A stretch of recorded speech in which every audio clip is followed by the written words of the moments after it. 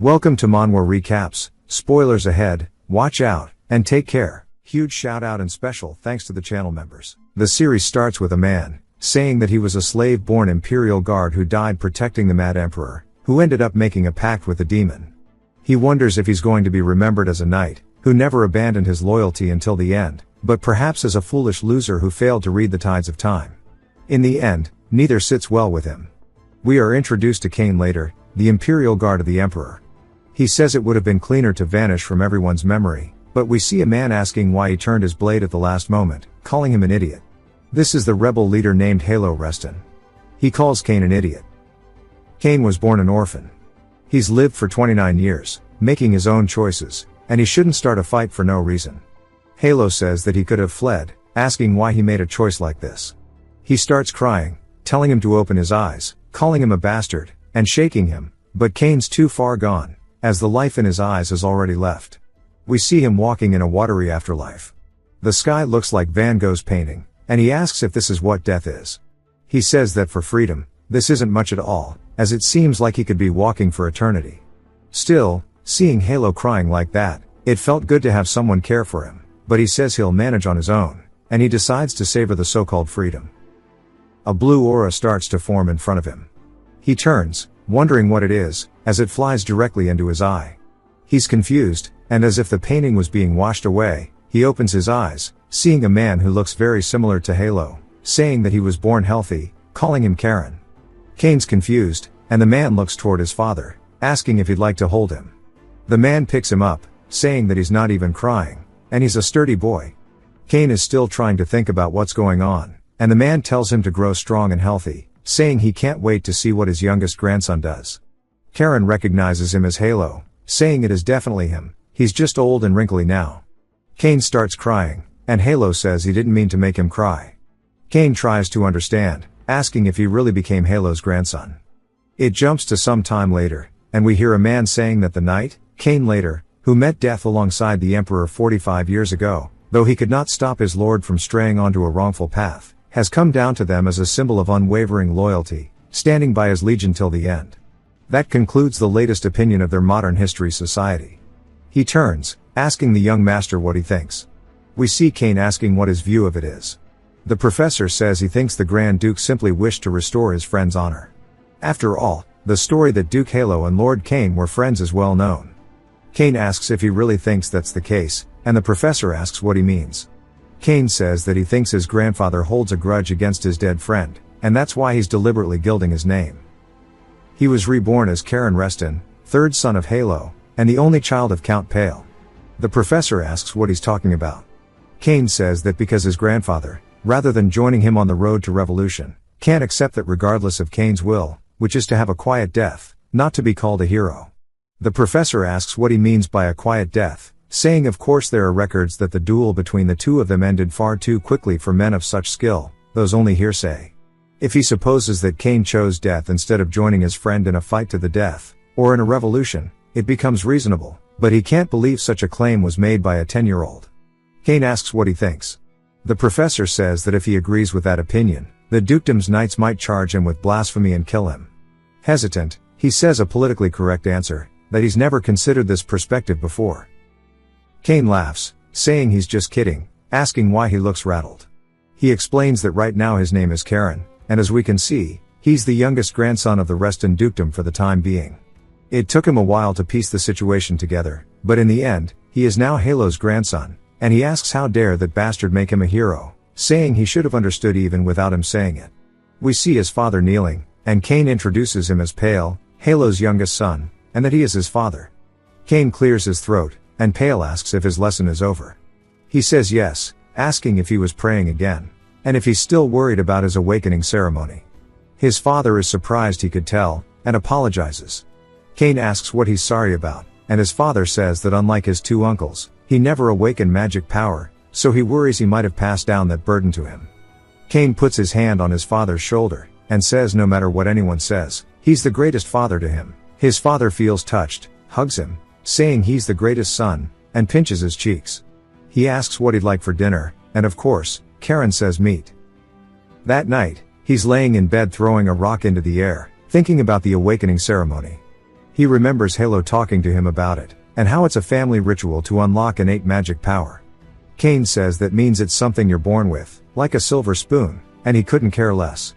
Halo tells him not everyone can awaken, and even if he does, it doesn't mean he qualifies to become head of the family. Besides, there's said to be a secret passed down only to the head. Kane, curious, asks what it is, if it's a treasure or a grimoire. Halo says if it's something like that, he might be interested. Kane says only a little, but he'd like to live quietly somewhere remote. Halo laughs, and Kane asks if he's mocking his modest dream, reminding him he has a weapon in his hand. Halo says fine, when he becomes head, he'll tell him the secret. Kane says the ritual doesn't matter anymore. As he starts to release a blue aura, he tells his father not to worry, as he's already finished his awakening, and we learn it's been done for a while. The next day in town, his father asks if he's amazed, and Karen says yes, as it's his first time on a train. His mother says much of the technology used was possible, thanks to his father's sponsorship. Karen says he knew it, but Pale says his wife is just flattering him. She says that even if he says that, it's truly great, and he knows it. Karen says of course, and tells his father he's proud of him, and it's true. This man may not have awakened magic, but he alone supports 30% of the dukedom's finances. With his kind mother, and devoted father, he thinks they're perfect parents. They hop on the train, and ride along the tracks. Karen looks out the window, and spots the Reston family's main estate, the Azure Sea Fortress. There, he'll see his grandfather again, and also his old friend, Halo. He smiles, saying he's made him a great figure of history, but he'll become the opposite, making sure all his worries are in vain, and that he'll become somebody unbefitting of the family name. His father also sees his aura after waking up. Kane tells his old friend to wait for him, as his precious grandson is coming. The train finally arrives at the station, and when they exit an old man welcomes them, saying that he's finally arrived, and it's been a while. Pale says that it's been around a year, asking if he's been well, and we learn that his name is Heinrich. He says thanks to the Duke's grace, he is always well. Karen asks if those knights are from the Sea Wave Knights, and they stare at him. He says that they've already noticed he has awakened his mana, and they're definitely different from the guys in their territory. Though it's expected for that to be the case, it's only a matter of time before Halo hears about it, but it's not like it matters. Heinrich says that he'll guide them to the main palace now, and Pale tells him to lead the way. Once they get inside, a woman tells Karen that the Count asked for him to wait here while he greets the family elders, and to call if he needs anything. He thanks her, and says that this is just a reception room, but it's huge, and that the Azure Sea Fortress is really something else. He says there's nothing to do here, maybe he should have asked them to take him to the library. Someone laughs at him as he's looking out over the city, saying that going to the library as soon as he arrives at the main house, just like the rumors say, he's a real bookworm. Karen turns, wondering who this kid is, and the kid says that since he's his uncle's kid the chances of him awakening are slim, so he'd better hit the books. If he wants to make a crazy amount of money like the commoners, he should be just like his father. The barber fucked up his hair. Karen starts to get pissed, and the kid, startled, asks what's wrong, and if he really wants to fight. He says he's going to use a little bit of his magic power to give him a preview. Karen glares, asking if there's a mad dog growing up in the main house. The kid starts to realize he might have picked a bad fight, and says no way, realizing Karen's releasing his aura. He asks when he awakened, as his father never said anything about it. Karen says of course his father wouldn't have, as even his own father doesn't know yet, and more importantly, they have a problem. There's no need for two mad dogs in the same house. He'll be taking that role, and he tells him to step aside. The kid asks what he's talking about, and Karen says with that in mind, it's time for him to finally get a beating. The elders are having their meeting, talking about how Karen has awakened, and that 3 captains of the Night Order already confirmed it when they accompanied him to the station. The elders of the Reston family discuss it, and the second young master, Ringo, says that to think he would awaken his magic power, and even inform the main family, he wonders what Pale is plotting. Pale says of course not, he didn't even know. The first son, Tails, tells Ringo to stop with baseless speculation, as Pale has an awakened magic power, so it's understandable he didn't notice. Ringo calls him pathetic. A man barges into the room, telling Heinrich that he needs to come quickly. Heinrich asks what's wrong, and the guy's worried, wondering how to explain it. Even the 3 brothers wonder what's going on.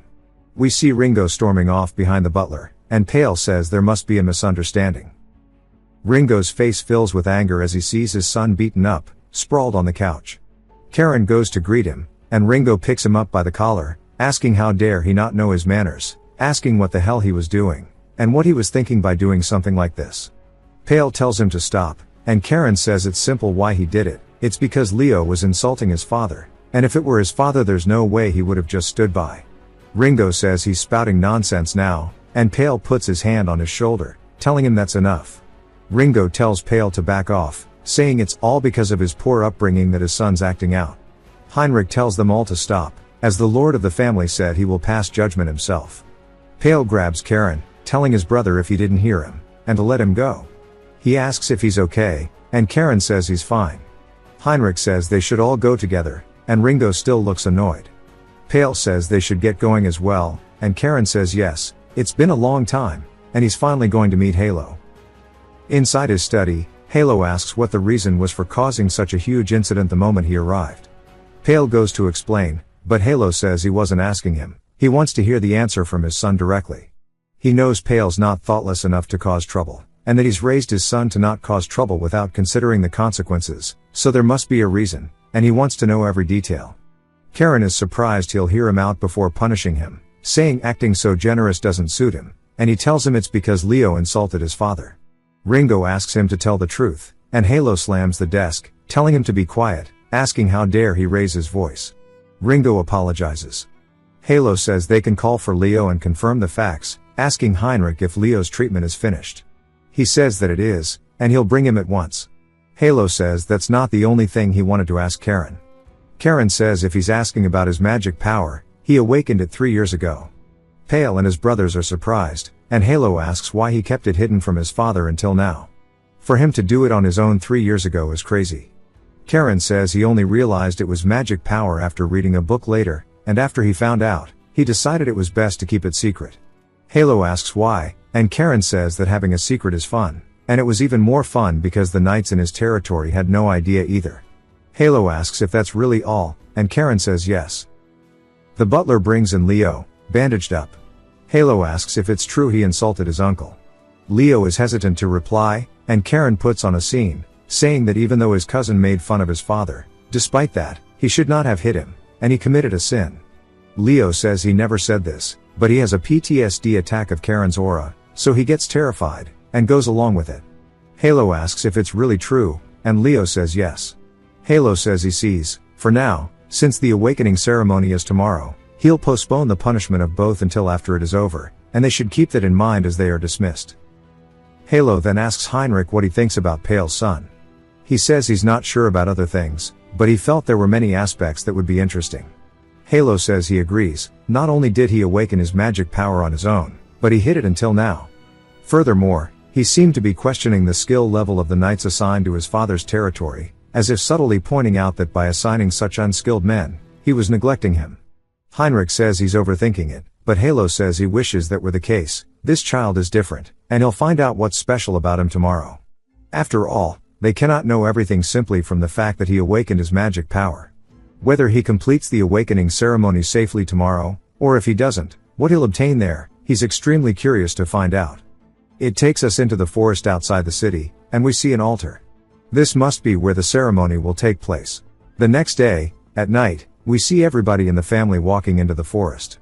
Karen says the elders of the Reston family, although retired from active duty, he can sense that they are all incredibly skilled, and that Tails, the eldest son of Halo, and his daughter Leon are here, as well as Ringo and his second son Leo. For the whole family to be making such a fuss, it must be more important than he thought initially. They now stand before the altar, and Karen stares at it, asking if that is the Stone of Oath. Halo says it's time to begin, and that when he passes through the rift opened by the stone, beyond it a world the Stone of Oath shows him will unfold. They say that the world shown by the Stone of Oath is different for every person, and the ceremony will end when he uses the weapon he obtains there to destroy the world. Karen says he's ready, and Halo just stares at him, before deciding that it's time. He raises the amulet, wishing him good luck. As it starts to form a connection with the Stone of Oath, it unleashes a rift that looks as if the world therein is some kind of simulation, the way it loads in, but time and space itself starts to rip apart. The pressure is enough to make them brace themselves for it. Halo asks him what he's doing, and if he's scared. Pale asks if he's okay, and Karen says he'll be right back. He's supposed to use the weapon he gets from the world beyond to destroy it, and that'll be easy, since destroying things was always his job. As he enters, Halo looks proud, but warns him to overcome his fear. Karen enters the Matrix. The rest all stare, and when he is teleported inside, Karen is seen as the emperor of the empire he used to serve. During the day of the revolution, Karen wonders why this is what he's seeing, and of all places this is what came from his memories. It's trying to make him feel guilty by showing him his innocent comrades. As they get closer to the throne room, he hears a voice saying that his world is cruel and desolate, calling him the child of the blue wolves. They say that the time of the covenant has come, so they shall fulfill what was made with his ancestor. The door opens, and he asks if it's a demon. The voice continues, saying that the blood that flows in his veins cannot be invaded by a mere lowly demon, so he needs to overcome his fear, and ascend to the throne. He pushes past the gates, and the voice says that what he desires is in here.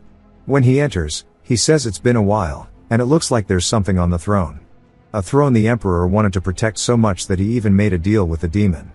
He didn't know that his comrades and he died because of that, and it feels like he's walking on their corpses just to reach here.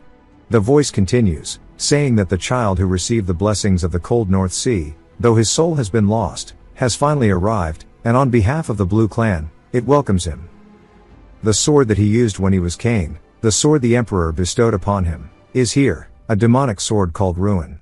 The voice tells him to infuse his mana into it, and he says that's a demonic sword that eats the user's soul. The voice tells him that the evil thoughts that dwelled in it were extinguished by his grandfather, and what he's seeing is merely a distorted form placed by a demon. The voice tells him to awaken it once more, saying that only he can do it. He wonders if it's okay for him to touch it, saying he might return to his past self due to countless lives obeying the emperor's orders. He then recalls his grandfather's words, telling him to overcome his fear. Now he realizes what it is, saying he was being unusually kind. The true purpose of this ceremony isn't just to obtain a weapon, but for the family heir who has awakened the azure clarity to overcome the source of his fear. He grabs the sword, saying if that's the case, there's only one thing left to do. He starts to infuse his mana into it, and when he does, he's teleported to the depths of an ocean. He asks if this is the azure clarity. The sword begins to change form from a demonic sword back to a normal one. He says he doesn't know why the sword met him in such a form, but that sword is the original sword of his progenitor, Rael. The sword his grandfather took is also a progenitor's sword, but unlike his grandfather's, the reason this sword was not even recorded in historical text is because the power it possesses is extremely different from his family's. He starts to get overcome with the feeling of it. He sees it surging through his body, and when he comes to, he asks what this is. The voice tells him to endure it, as the mana within the sword is being engraved into his body. He says the mana energy flowing into his body has become more intense, and for the sword to have such an effect, it's incredible. He asks the voice what the real name of the sword is. The voice tells him that it is a sword that has to be wielded against demons, devouring their powers. A sword that even demons feared, and that its existence was erased from their memory. A sword born from the deep sea of the north, a place dark yet pure. It is the execution sword, the guillotine. That is the true name of this blade. He stares down at it, and the voice continues, saying that it is a sword that resembles the deep sea's darkness, and that it suits his destiny well. He asks who the voice is, saying that judging by the way they call themselves part of the clan, they must be the Blue Dragon, their family's guardian. The voice says that he doesn't have the name to handle their true name yet, and if he can one day dominate the sea with his power, then to come find them in the North Sea. Karen thinks about it, and seems annoyed, but then asks how he gets out of here. The voice says that he should already know, and he asks if it really is just as simple as breaking it. He says he's always wanted to try breaking the throne, and he starts to infuse his mana into the sword before swinging it down. Outside, the air is tense, and Halo can tell that Pale is worried. He tells him not to worry too much. Pale apologizes. Halo says that it must be painful to watch his son walk a path he's never been on, and he knows it's not easy, but that's all the more reason to compose himself. Pale smiles at his father's words, before the Stone of Oath starts to open once more, but it's not only opening, it's starting to break. Halo's surprised as he turns, and once more it starts to have that distorting effect as it pulsates through the forest, and the altar itself begins to break. Halo asks what the hell is going on, then Karen stands before them holding the blade, showing that he really came back. But where the stone went, they don't know. They're still trying to process what happened. Pale starts freaking out, asking what he's done by breaking the stone. Karen starts to get anxious as well, and Halo is surprised because he's staring at the weapon, saying that that's guillotine, and he recognizes it as the blade owned by their ancestor Rael. It was erased from the family's history, passed down only orally to the head of the family and the elders, so why has it suddenly appeared now? He asks Halo if perhaps he's not afraid of the sword, but he wonders if the time of the covenant is approaching. Karen looks down at the blade, and says that he isn't. Halo says that he sees, and long ago their ancestors who could not fulfill the covenant with the blue dragon to annihilate the demons left behind the stone of oath as proof of the covenant, vowing to the future, waiting for the day the one who would carry it out would appear. He wonders if maybe that means Karen is the one to succeed it. Halo raises his hand, declaring that Karen, son of Pale, is a rightful member of the fortress, a direct descendant chosen by the guillotine, and worthy of inheriting the Spirit Sea style. Ringo, still pissed about his son's fucked up haircut, says he can't believe a brat would be the one to receive it. Tails looks chill with it though, more curious about the blade itself, while Pale comforts Karen. Tails says he thought he knew every weapon handed down to their family, but he's never even heard of that sword, and just looking at it sends chills down his spine. He says he recognizes that Pale's son is walking a path he could never tread, but he will not let that sway the variable in their matter of success. Halo says the awakening ceremony is over, and it's time to return. As they start to leave, Ringo yells at his brother, asking if he's going to stand by and watch. Tails tells him they'll have to speak privately soon, and says that even someone overflowing with greed beyond his abilities must be feeling this crisis. They ask if he knew about the sword, and Tails says he did not. Ringo says he cannot possibly understand the situation, wondering why it's Pale's son of all people. Tails says what matters now is that this is not the time to fight amongst themselves. Back at the train station the next day, Pale asks Karen if he'll really be fine being left alone. Heinrich asks if there is any place safer than their fortress. Pale says that's true, and it's safe from external threats, but what he worries about are the internal threats, meaning his brothers. But with his father there, he doubts they would act rashly. Heinrich clears his throat, saying that the one assigned to conduct the Spirit Sea style inheritance for the young lord is none other than Lady Sabina. Pale says he hasn't seen his aunt in a while, but if it's her, he can be at ease. Karen recognizes her name, saying that she is Halo's sister, known as a master no less skilled than Halo, and once called the White Wolf. Pale tells him that his aunt has always doted on him, so he should make sure not to show her any disrespect. Karen says he'll do his best, and Heinrich says he has a message from the family head, that he would prepare a residence for him in the fortress so he may visit any time. Pale looks touched, and starts crying, saying he's so grateful for his father. Thanks to that, he can leave without worry, and he thanks Heinrich. Heinrich tells him not to think anything of it. Pale tells him to take care, and if he ever needs help to contact him. He heads back on the train, and Karen heads back up to the top of the fortress, looking down. Heinrich tells him they should go, as Sabina is waiting. Karen says that's good, because he can't keep his aunt-grandmother waiting. Heinrich says he wants to offer him a piece of advice, if he may. Karen says of course, and Heinrich says that Sabina dislikes being called grandmother the most, and it would be best to refrain from using that term. Karen says he'll keep that in mind, and thanks him for the advice, but wonders what's wrong with calling a grandmother a grandmother. They enter the fortress, and Heinrich says that only direct descendants of the family may enter this cultivation chamber, and that Sabina is already inside, telling him to go in. Also, that Leo is here too. Karen says to be with Leo seems like it's going to be fun, and Heinrich says that Leo specifically requested for Sabina.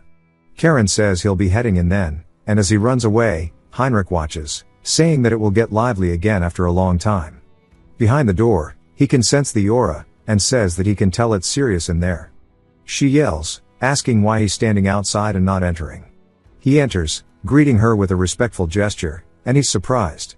She asks if he's surprised that she doesn't look as expected, and we see that she looks way younger than Halo does. She says to think that he is Pale's son, time sure does fly. He wonders if she reconstructed her body with magic, saying that is the realm of an 8-star knight, but there's no way. She asks why he's standing there blankly, telling him to go sit in a cross-legged position next to Leo. This boy needs to fire his barber. Karen takes a seat, saying that it looks like they'll be seeing each other often, and they should get along. Leo agrees, and Sabina says that she never thought she'd hear the title White Wolf from someone as young as him. He says that he likes history, so he read it in a book. She says he's just as interesting as her brother said. He asks if she can tell him what grandfather said about him. She says that he's someone she'll take a liking to, and now that she sees him for herself, She understands why he said that. There was actually more though, and she says that he told her that he's a child who must navigate the vast ocean, and she needs to help him so one day he may rule the sea. She should act as some sort of lighthouse. She says she's only seen him for a moment, but she can clearly tell that his potential is immense, rough and endlessly vast, just like the open sea. She gets up off her seat, saying that it's time to begin, and that the position they're in now is the most basic foundation for mana training.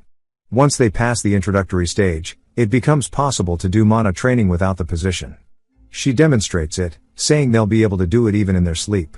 This is the first time this kid's hair has looked normal. Karen says that this is the Azura mana, and he recognizes it from the Oath Stone. She tells him that the sea domination technique is literally a method to rule the sea, and by using Azura mana, he creates and operates oceans within his body. Naturally, he becomes stronger by operating more oceans. When he can operate 8 oceans, he reaches the 8-star level. The stage where he can operate those 8 oceans as if they were one giant sea is the 9th star, and on the entire continent only 3 have reached that level, and in the Empire only 1 person. Karen says that it's his grandfather, and she says that's correct. Karen is determined this time to reach where Halo is in this life. She can feel the desire coming off him, and says that he's an interesting boy, and he'll be fun to train. He decides it's time to start, and she says first that he should let the mana flow through the passages opened by the ritual, and remember that the power of the sea is not something to be controlled but to be accepted. He starts to feel his mana, saying that it feels like rough waves, and he needs to calm it down. He starts to focus it from his heart, and he looks much different than Leo in terms of how much mana he's producing. She notices this, asking if this is really the mana of a kid who just finished the awakening ritual. Even Leo, who has been taught the domination technique for the last 2 years, has only just begun aiming for the 2nd star level. In contrast, Karen is carving out his mana passages on his own, even though she hasn't taught him how yet. Karen says he feels a pain as if his body is being torn apart, and he starts to stop his training. She wonders if he's feeling the strain, saying it's good he can even control his pace. She looks over, noticing that Leo is tweaking off some fent, and she says she told him not to force himself to operate his mana. He apologizes, and she says she was so focused on Karen she forgot that even if they've awakened their mana, they're still just children. But just wonders why his hair is so fucked up. That's why she needs to act like the adult to prevent them from harming their bodies. Karen calls him pathetic, saying it's impressive he managed to stop his own limits so he wouldn't strain his body. At such a young age to have the composure to control himself despite his desire to grow stronger shows how bright her older brother was, but she doesn't think she'll need to act as his lighthouse. She walks over, calling out to him, saying that in 3 years she'll guarantee his safety, and he should focus on building the strength to protect himself.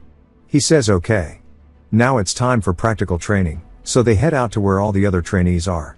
Fantasy Saitama is training too. The instructor turns, seeing Leo and Karen walking in. Leo asks if he's really planning on using that sword for training. Karen says of course, as everyone kept saying its aura is menacing, so he's not even allowed to take it out of the scabbard. Leo says that's not what he's talking about. The instructor welcomes the two of them. Karen looks up to him, and the guy introduces himself, saying that today he will be in charge of his sword training, and he is the Knight Commander of the Sea Wolf Knights. His name is Zeras Winterguard, but he can just call him Sir Zeras. Karen says it's a pleasure to meet him, and he can tell at a glance that he's at the 8-star level. Zeras says that he may find this rude, but he will not be addressing them with the title of young master or anything, not until they are acknowledged. Karen says he shouldn't worry about it, as it's more comfortable for him actually, since he's not used to that title anyway. He's well aware that it's a Reston family tradition to earn the respect of the Blue Wolves through skill. Zeras says that's a pretty interesting reaction, since most would find it disrespectful. Leo is no exception, and Leo just wonders why he's catching a stray. Karen stares at him, laughs, saying it won't matter, as they will all bow before his feet. Zeras says that maybe a successor with a proper head on his shoulders has finally arrived, then wonders if maybe someone even worse has arrived, and that he's definitely going to be worse than Leo has ever been. We get a whole 3-year time skip, and Halo is drinking, but so is Sabina. She says that as expected, her brother's liquor is definitely the best, and Halo says it's about time she stops stealing his collection. She tells him to stop saying such disappointing things, since she spent a whole 3 years teaching. He says these 3 years sure have flown by, and asks what her impressions are of the boy after watching him so far. She says there's only one thought she's really had, and that the boy is a monster. Halo says she has some nerve calling his grandson a monster, and she says even the word genius could be an insult to him. Halo asks Zeres if he has the same thought. He says that if he may state his opinion after observing him for the last 3 years, he's of the same opinion as Sabina, in every aspect, his physical abilities, talent, attitude, will towards training, as well as the fact that he feels superior when compared to the first Grand Heir who was rumored to be a genius. Halo asks if he's really comparable to Hugo, saying that a talent greater than him would be crazy since he's said to be the best in the Empire. Zeres says that's what he believes. Sabina says this will cause trouble for the family if not managed properly, and Halo asks what she's talking about. She says that he needs to think about the influence Karen will have on the line of succession, and what he'll mean to his sons. He asks if she's suggesting that her sons could become a threat to their own nephew. She says he may have it under strict control now, but if his outstanding talent becomes known throughout the Empire, it will influence who succeeds him, and what will happen after. Halo realizes that she's right. She sighs, saying that now that the Stone of Oath has been broken, their family might be finished, since the number of magical beasts crossing over from beyond the North Sea has sharply increased. He tells her to stop saying such absurd things. The one who broke it will raise a new one, just as their founding ancestor raised the stone long ago. She says that's the first time she's heard of it, asking if it's a prophecy passed down only to the family head. He says yes, it means the time of the covenant is imminent. She says it seems the shoulders of their cute youngest will become very heavy, asking when he's going to tell Karen. Halo says he'll do it when the time is right. Karen's writing a letter to his father, asking if he's well. He says first he has to apologize for not being able to visit, as he is engrossed with training. The weather is getting colder, and since his father is sensitive to the cold, he should dress warmly. He says that he recently mastered the 4th stance of the J style, and the 4th form of the harang swordsmanship. As instructed, he's trying his best to get along with the relatives, and he's taking good care of Leo. He tells his father that he has a favor to ask, saying that he's run out of allowance, asking for some money. P.S. that he needs to send over a good barber for Leo. His father laughs, asking Heinrich if he remembers how anxious he was when he first left him in the fortress 3 years ago, but to think he'd adapt so well is surprising. Heinrich says that these days the fortress is never quiet, thanks to the young Grand Heir. Pale says he's told him many times that it's not good to stand out, and Heinrich says a jewel shines even when it's still. He says that's true, and Heinrich says the situation may change from now on, and it may become impossible to prevent information about him from spreading outside the fortress. Pale asks if he's trying to say that he might be assigned on a mission soon. Heinrich says that is correct, and he must accomplish the task given by the Blue Wolves. Pale says he knows, but what worries him is that his 2 older brothers will not be pleased with his son's growing influence. Heinrich says there's only one thing he can say, that Sabina is extremely fond of Karen. Pale realizes that with his aunt there, it will be hard for them to do anything, and says that Karen has told him in his letters these past 3 years how much she cares for him, but he's reassured to hear it from Heinrich. Heinrich says that Sabina has always been fond of Pale too. He says it seems the allowance he's been sending every month has paid off, and Heinrich laughs, saying that since he's able to make jokes, it seems his worries are being eased. Pale says that his aunt is also scheduled to leave the fortress soon though. Heinrich says he believes he doesn't need to worry about that either, because Karen has formed a strong bond with the Knights of the Fortress. It's an irreverent title, but not to the point where the Knights have personally given him a nickname. Pale laughs, saying he's heard of that nickname as well, and he's called the young mad dog of the Azure Sea Fortress. We see one of the Knights fighting, and it's none other than Karen, who shatters his own blade. The guy tells him to stop, as he's already lost, asking how he could just twist the path of his sword and take the hit. We learn the man's name is Hans. Karen says that he must know how the harang sword is useless if he's overpowered, so he estimates strength with strength, and a grown adult like him can't be this weak. Hans says that he's probably the only one who would criticize his strength, and Karen says that his muscles are just for show.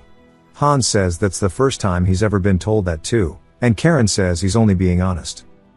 Hans then says that he now finds it overwhelming to face him without using magic, and it wasn't this bad just last year. It looks like he might be deployed on a mission soon. Karen asks if he heard anything. He says that only Zeres will be deciding the mission deployment time instead of the family head, since he's in the capital, and perhaps he'll be sent to the granary region in the western part of the duchy, since the magical beasts have become more frequent there. Karen asks Leo if he heard what they said about being deployed on a mission. Awful Haircut says he doesn't want to be deployed on the same mission as Karen, and the man he's fighting tells him to focus on his match. Leo apologizes, saying that a mission is still a mission, and if he completes it, Perhaps his mother and father will be pleased. Back to Pale. He tells Heinrich the reason he asked him to come in person was not because of the letters. Heinrich asks what the matter is, and Pale tells him to take a look at this. The thief's inspectors discovered it in a merchant wagon coming from the Aberrany of Bellies. He puts his fingers in it, asking if this is what he thinks it is. Pale says it is. It's a narcotic called cocaine, and he needs him to investigate the Aberrany of Bellies from here in the fortress. Heinrich raises it to his nose, getting some whiplash from when he was a coke fiend in his younger days. We see a train arriving, and a man exits, asking if this place is the Azure Sea Fortress. Elsewhere that night at the castle, we see some guards patrolling, and Karen looks like he's trying to sneak out. He says it's always a thrill to mess with Zeres's collection, and just because he's in a kid's body doesn't mean he's forgotten the taste of liquor. Then he spots two people, and he asks one of them as he's never seen them before. The guy is asking one of the butlers if it's true that the Duke is absent, as this is an urgent matter.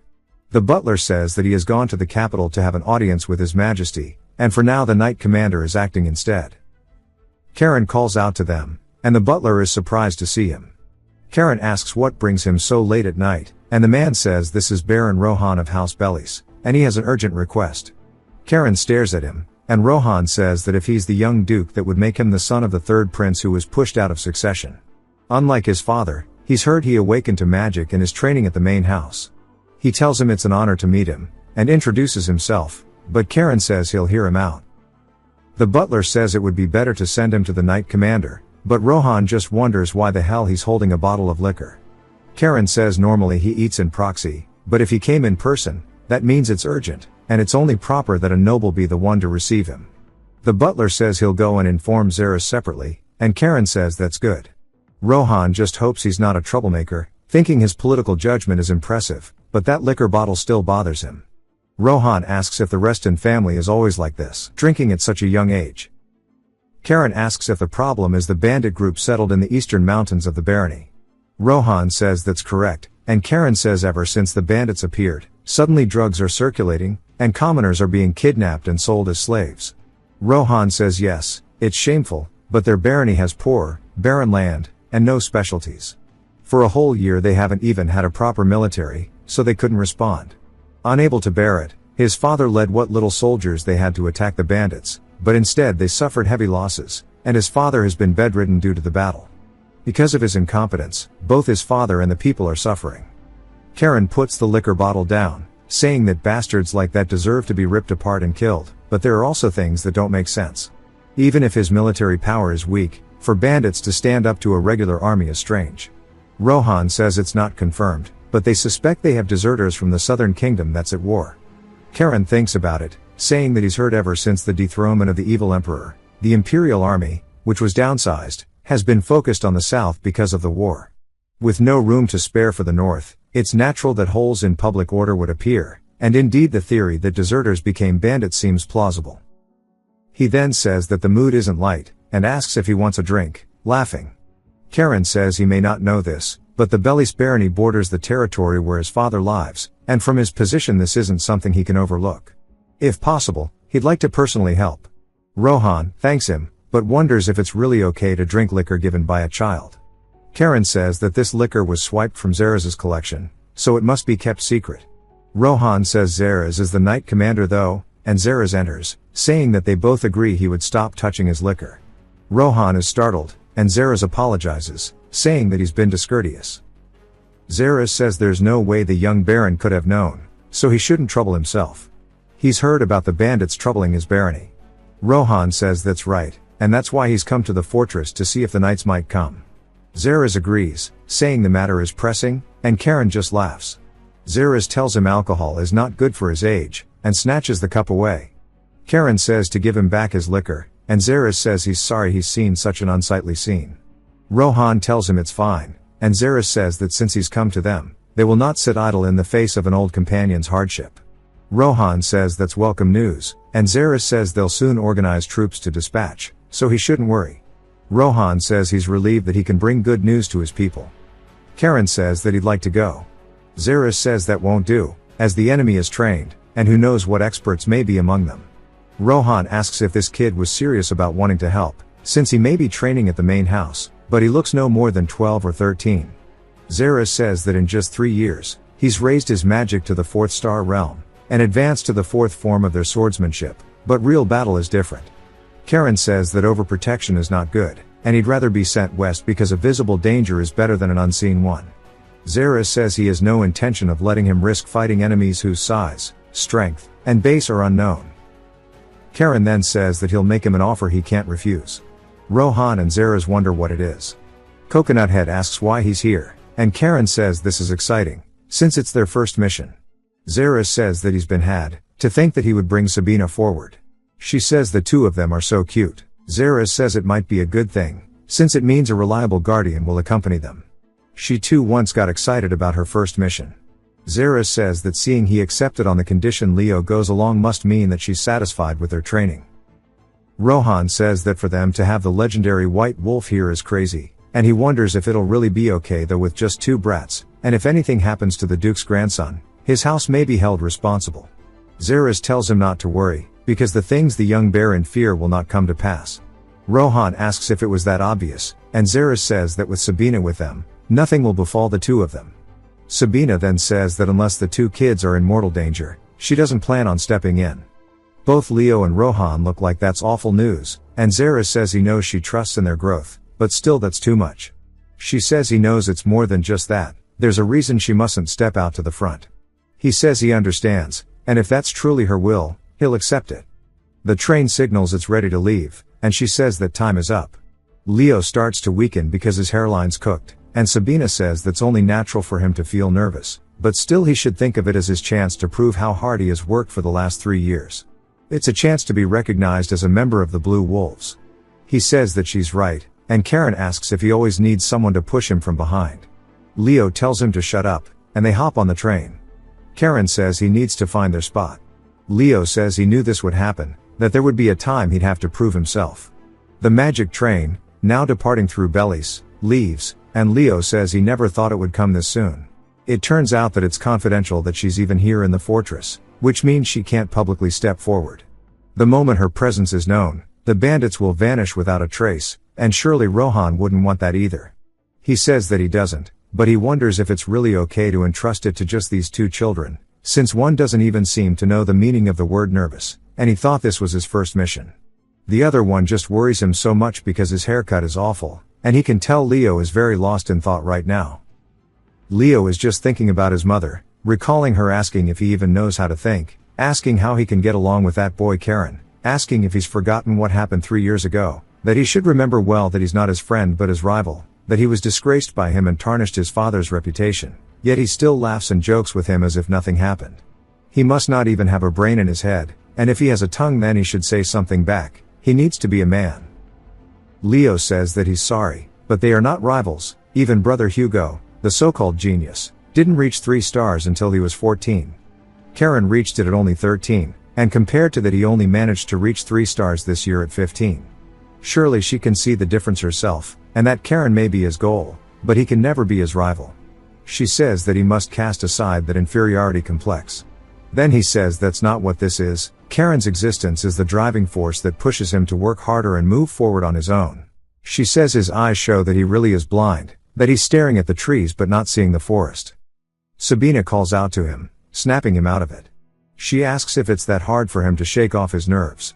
He says that it is, and she says it's understandable since this is his first mission, asking if he'll be able to bring himself to cut someone down. Karen is the kind of boy who would sell him off if it meant saving his own skin, but she knows Leo's not the same, and he doesn't need to doubt himself anymore. She knows better than anyone how hard he has worked these last 3 years, after all she was the one who trained him. He says that she's right, calling her master, and she says that has a nice ring to it. They have 20 minutes until they arrive in the territory. Sabina says that for this mission they should address each other as master and disciple. He agrees, and Rohan asks where she's going. She says that if she appears at the station, word will spread instantly, so she needs to move out first. He says the train is still moving though. He keeps calling her the White Wolf, so she corrects him, saying to just call her Lady Sabina. Karen says she's as bold as ever, and she says that her grandnephews will be watching close by, so he doesn't need to worry. She hops out the window, he yells after her, and Karen just laughs. Rohan and Leo both wonder why the hell everybody in the Reston family is like this. We see an old man coughing, and this is Rohan's father, saying that his body is not in the best shape, so he hopes they'll forgive him for receiving the young wolves of Reston while sitting down. Karen says that he shouldn't mention it, asking how his wounds are. He says that he's past the point of danger, so he appreciates their concern, and he doesn't know if Karen remembers, but he once met him and his father 10 years ago. He says he has grown splendidly. Karen says he should speak casually, as he's not well versed in etiquette, and it only makes him uncomfortable. Rohan asks if even if he's uncomfortable, young lord at least. Karen says to put him more at ease. The Baron says that if he's already on his first mission, let him see, he's reached the 4th star at such a young age. Karen says that his cousin Leo is stars though, and Leo wonders why he's catching another stray. Karen is surprised that since the Baron's not a warrior, yet he knows quite a lot. The Baron says that even if he's not, for him to be dispatched means he's thought of very highly, and because of that he hesitates to assign such a dangerous task to promising young men. Karen says he understands his concerns, but if they fail their mission, it would disgrace the proud honor of the Blue Wolves, and they have no intention of failing. He asks Leo if he agrees, saying they'll see it through without fail. The Baron laughs, thanking them, then begins coughing. Rohan asks if he's okay, and Karen says it seems he needs a rest, so they should leave. He says he'll entrust this to them, the guide has been prepared, so just follow. Karen says okay, and as they're heading out, Leo calls to him. Karen asks if he's tired already, and Leo says that's not what he means, but he wants to know if they can trust this so-called herbalist. Even if he's a skilled local guide, there's no guarantee he isn't in league with the bandits. Karen asks if he's finally starting to use his brain, saying that he definitely is part of the crew. He asks how he knows, and Karen says because of the talk he had with Rohan when they first arrived at the station. He asked him how they planned to track down the bandits' hideout, and Rohan said that he sadly had no choice but to make use of a traitor from within their territory. Karen thought that was a good method, and he informs Leo that's the gist of it. Leo asks why he didn't tell him earlier, and Karen says because he was wound up in his nerves all day. Leo says still, to think he would knowingly stick with a traitor, he sure is cunning. Karen says exactly, the fact that he hasn't been punished all this time shows as much, but it also shows how desperate they are, which is why they're the bait now. Noble sons traveling through the barony toward a neighboring domain, the perfect setup. Looks like they're about to reel them in, as the herbalist turns with the bandits behind him, saying this is good, and that he's added a little more than promised since they're nobles. The bald guy says that these young masters don't look like they'll come quietly. Karen instantly draws his blade, saying that vermin like them should not dare spread narcotics in his father's territory. At the Belly's barony, the Baron is still coughing. Rohan asks his father if he's alright, and he says that he is. Rohan walks over, handing him some water, and the Baron thanks him. Rohan just looks worried, asking if he thinks the 2 young dukes will be okay. His father says that to dispatch the 2 boys to their domain without any proper information on the bandits must be taken as a sign of how confident they are in the boys' skills. Besides, that boy named Karen reminds him of the young duke, not just his appearance, but his confident demeanor and relaxed attitude. He believes it will be alright to have expectations of the 2 boys. Rohan says okay. Back in the forest, we see blood being spilled all over the ground. Karen has cut off the heads of some of the bandits in an instant, displaying just how skillful he is. Leo can't help but watch as Karen single-handedly takes care of all of them. As he's looking at the herbalist crying in his final moments, Leo says that he's a monster, and that's the only way he can describe what he's witnessing from a 13-year-old boy. Even the bandits are horrified. One of them tells the leader that he doesn't think they're ordinary, and they should retreat and inform the main unit, but the dude is pissed and charges in, saying he won't be taken down by some brat. He says that he'll show him exactly what he's made of as he leaps into the air, releasing aura. Karen calmly and fluidly swings his sword forward, saying that he's so damn loud, and it pisses him off. As we see the leader getting cut straight down the middle, he falls to his knees. Leo says that he drew his blade without even realizing it, and Karen starts cleaning his sword from the blood, saying that his clothes are dirty too. Leo resheathes his, saying that Karen is one thing, but the sword aura emanating from his blade felt overwhelming, like he could slit his throat at any moment. The bandits surrender, one of them yelling it over and over. Karen asks what his name is, and he tells him his name is Ura. Karen asks if Ura has a rope, and he says he does. Karen tells him to bring it over, and Leo wonders what he's doing. We see Karen and Leo with their hands tied, and Leo asks if they really have to go this far. He says he understands tying him up, but is it necessary to have the guy carry their weapons? Karen says he told him to act as bait and find their base, so they have to be convincing. How would it look if they were walking around with weapons? This way it makes sense they were captured and taken away, otherwise it wouldn't make sense for them to be taken by a guy like this. And he wants to get some information on the way. He yells out to Ura, asking if they are deserters.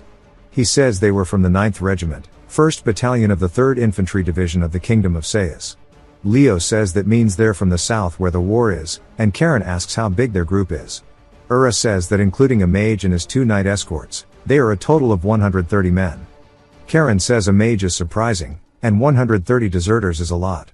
Ura says it is, and he realizes he picked the wrong guys. He thought they were just common nobles, but the blue aura from Karen's eyes earlier means they must be the children of House Reston, the heart of the Oryish Empire. Karen is still thinking about the mage, saying that even for deserters, why did they come all the way to this remote northern region? Ura says it's simple, their commander promised them enough money to live a life of leisure, so they all followed him. Karen says that for the commander of a mere infantry to be accompanied by a high-level mage, and for them to have a bunch of guys acting like bandits just for money, it doesn't make sense. Ura says they'll be arriving soon, and Karen says he'll know for sure once he sees it with his own eyes.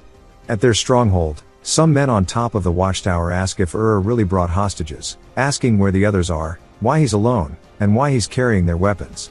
Ura says he took them from these brats, and this is his kill, so they shouldn't touch. The rest of the comrades are chasing after the guards of these brats who ran away, so they should hurry up and open the gate. One of the dudes asks why he's being so sensitive, wondering if he's excited about being praised by the boss for the first time. Another asks if he couldn't have brought them back sooner. Ura tells him to shut up, and Karen says that for a guy who joined a band of thieves, he's really soft, and that there's this weird power he's been feeling ever since. Ura, sweating nervously, looks at Karen's blade, saying that he's been getting a spooky feeling for a while. Karen says if his blade is reacting too, then it might be more than he thought. Leo tells him to take a look, and they see birds nailed up, crucified. Karen says that if a sacrifice has been strung up, this is definitely none other than black magic. They are now standing before the magic circle. Karen tells Ura to cut his ropes and give him his sword. He does so, and Karen tells Leo to draw his blade now, that he'll be needing it very soon. Leo asks what he means before skeletons begin rising from underneath. Ura screams, and Leo wonders how their haircuts are still better than his, as an entire group of soldiers forms. A man yells saying the hostages walked in on their own and it's a blessing. We see the leader of the group welcoming them with a bunch of archers, calling them precious noble brats. Karen says there's no location for the black wizard, and figures he's probably hiding somewhere chanting a spell, and they're such creepy dudes. Karen says if they attack, he'll cut Ura's throat, asking if they're okay with that. Ura gets scared, and Leo asks how they're the ones in a hostage situation now when they're meant to have the honor of nobles. The leader stares at him for a second as his men stay honed in, and asks how a noble is taking a hostage, since they're supposed to value honor above all. Karen asks why they can't when they do it, and Ura is just scared.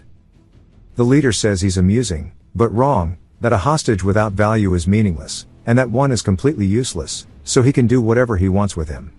Karen gets annoyed, calling Ura worthless. Ura says that's his fault, he guesses, and Leo says they're outnumbered, asking Karen if he even has a plan. Karen says of course he does, all they have to do is take down the commander. He starts to release his aura.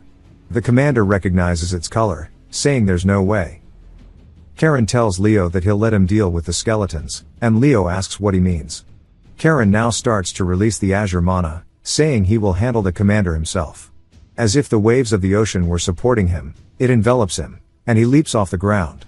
Leo calls out as one of the skeletons attacks, and Leo blocks, asking Karen what the hell he's thinking, and how he's meant to take down this many skeletons alone. The leader yells for his men to fire as Karen gets closer, but Karen says he's way too late. Using the fortress's sword style, he swings forward, cutting the arms off a few of the archers, the motion like waves from the ocean. The commander yells, reaching for his blade, but Karen says this is just a nuisance, swinging forward at him. The commander looks down at his own hand, severed, dropping to his knees, screaming in pain. Karen says if he was going to attack, he should have done it faster. The commander calls him a bastard, saying surely their fortress has no strength to spare for their territories, so why is he here? Karen says this barony is right next to his father's domain, and he won't kill him, he'll just drag him back to the fortress. As Leo keeps taking apart soldiers, Karen says he's not doing bad. The archers still point their arrows but don't shoot. Karen says that what Leo's doing benefits the Sea Wave sword, but he should be crushing them with head-on strength. The commander asks if he really thinks he'll get out safely, and Karen asks his name. He says his name is Michael Knox. Karen says he's not going to kill him, then stabs Michael in the knee, making him scream. The archers are too terrified to do anything. Karen laughs, telling him to order his men to drop their weapons. Michael yells it, and they start doing so. Karen says he's obedient, and he likes that. Michael says he can't believe they lost to a pair of brats, but once the rest come, even he won't be able to deal with it, even if he's of house Reston. Karen says it sounds like he's still hoping, asking if he's really counting on the Black Wizards, and if he thinks his family would send only 2 kids. Leo finishes with the skeletons, and then there's an explosion. Karen says of course they'd have a guardian, and thanks to the time he wasted, it seems his master captured the Black Wizard, as we see her carrying his head, looking furious. Leo calls out to her, and she yells at both of them, saying they missed the most crucial evidence, and that the mission will result in failure. Karen kicks Michael off the top, saying surely she liked the method though. She says charging straight into the enemy's jaws is something her brother would do, and for that she'll give him credit, since it's fitting for their house. She throws the Black Wizard's head forward, saying that staging a sudden hostage act will cost him points. Michael looks down at his friend's head, and she asks why he pulled a hostage stunt to begin with. He says they wanted to strike where least expected, since no one would imagine nobles taking hostages. She agrees with that much, saying she's never seen one like him, that he's a lunatic. He thanks her. Michael just wonders if they're even nobles. She says they should return to Lord Bellice's castle, as she has many questions for him. He agrees. Michael once more stares at his friend's head, calling them insane. Some of the soldiers from the barony find where the prisoners are being kept. A man runs in, asking for his daughter Isabel, and she falls into his arms. He starts apologizing for not being able to protect her. We see Karen and Ura watching this. She was so scared, while Ura stares at the reunion. Karen asks him if he's feeling guilty now. He says that he is. Karen says it's a bit too early for that, since being thrown into the Baron's prison like his comrades might have been a better deal. Ura asks how, and Karen says he'll be going to the fortress along with his boss Michael, who is still on the ground with his arm cut off. Ura asks why him, and even Sabina asks if it's really fine not to tie him up. Karen looks up at Ura, saying that for now they'll need someone to help transport him to the fortress, as he's too injured to walk on his own. She thinks about it, as Karen tells Ura not to let his guard down too much. He says okay. Some of the men ask if Ura will be punished too. Karen says yes, since he is technically a bandit as well. One of the men says it may be bold to speak up, but Ura took genuine care of the prisoners when they were there. He even secretly brought medicine to the sick, and gave food to those who were starving, so they should show him mercy. Sabina asks Karen what he thinks, and Karen says they should at least consider leniency, since he helped guide them to the hideout. Ura gets excited, saying he'll serve him loyally for the rest of his life. Karen says they already told him not to let his guard down. Leo tells him he has to come check something out. Karen asks what it is, and Leo tells him to look himself. A barrel is opened, and Karen asks if this is what he thinks it is. Inside is a magic stone. A lot of the people of the barony are excited to see the bandits taken away. Leo says Karen should know Rohan will probably throw a banquet for this. Leo starts waving at the citizens, but Karen doesn't say anything.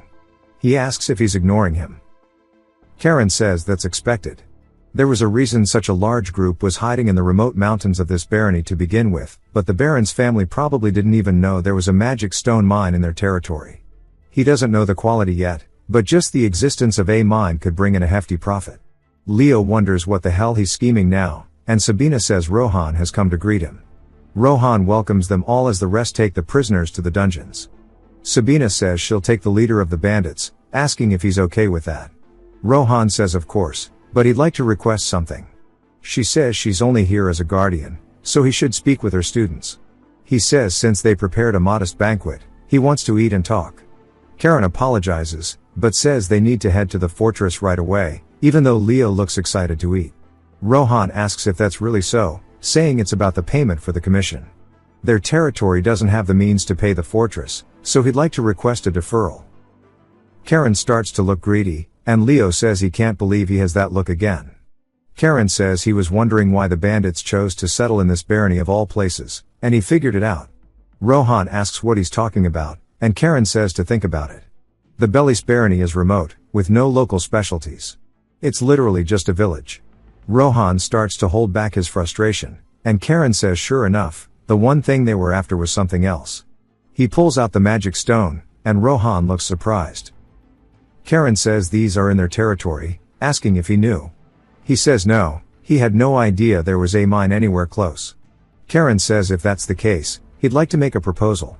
Rohan asks what it is, and Karen says he wants to co-develop the mine with a fortress, on the condition the fortress provides initial capital and security.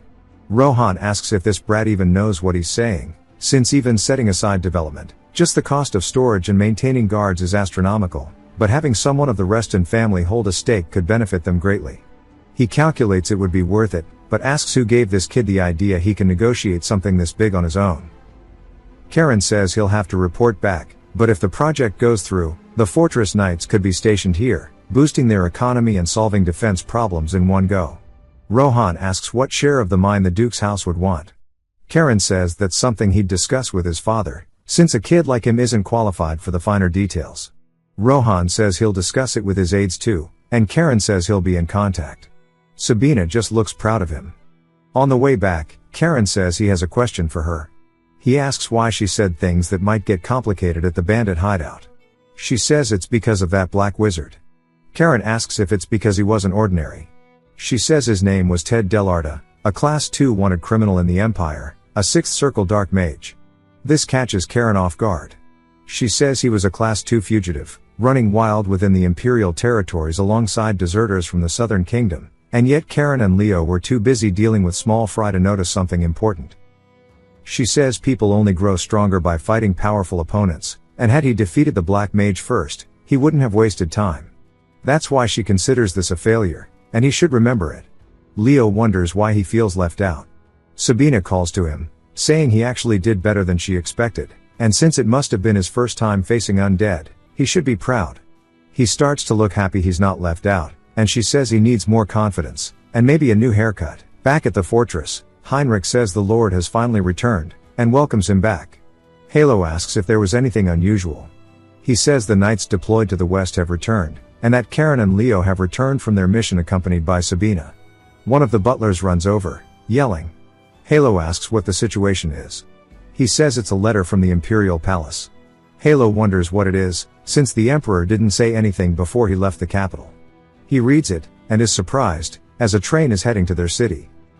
It turns out the Emperor is personally inviting Karen to the capital. As Karen is about to arrive back in the dukedom, the train arrives, and Ura steps out first, carrying Michael.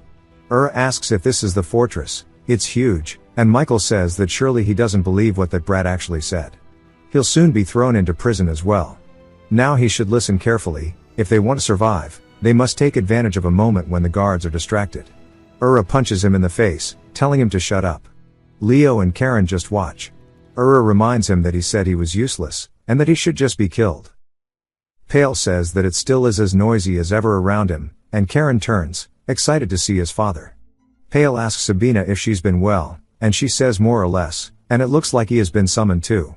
He says that it seems like it's because of what he did in Baron Belis's domain, and it's quite the headache.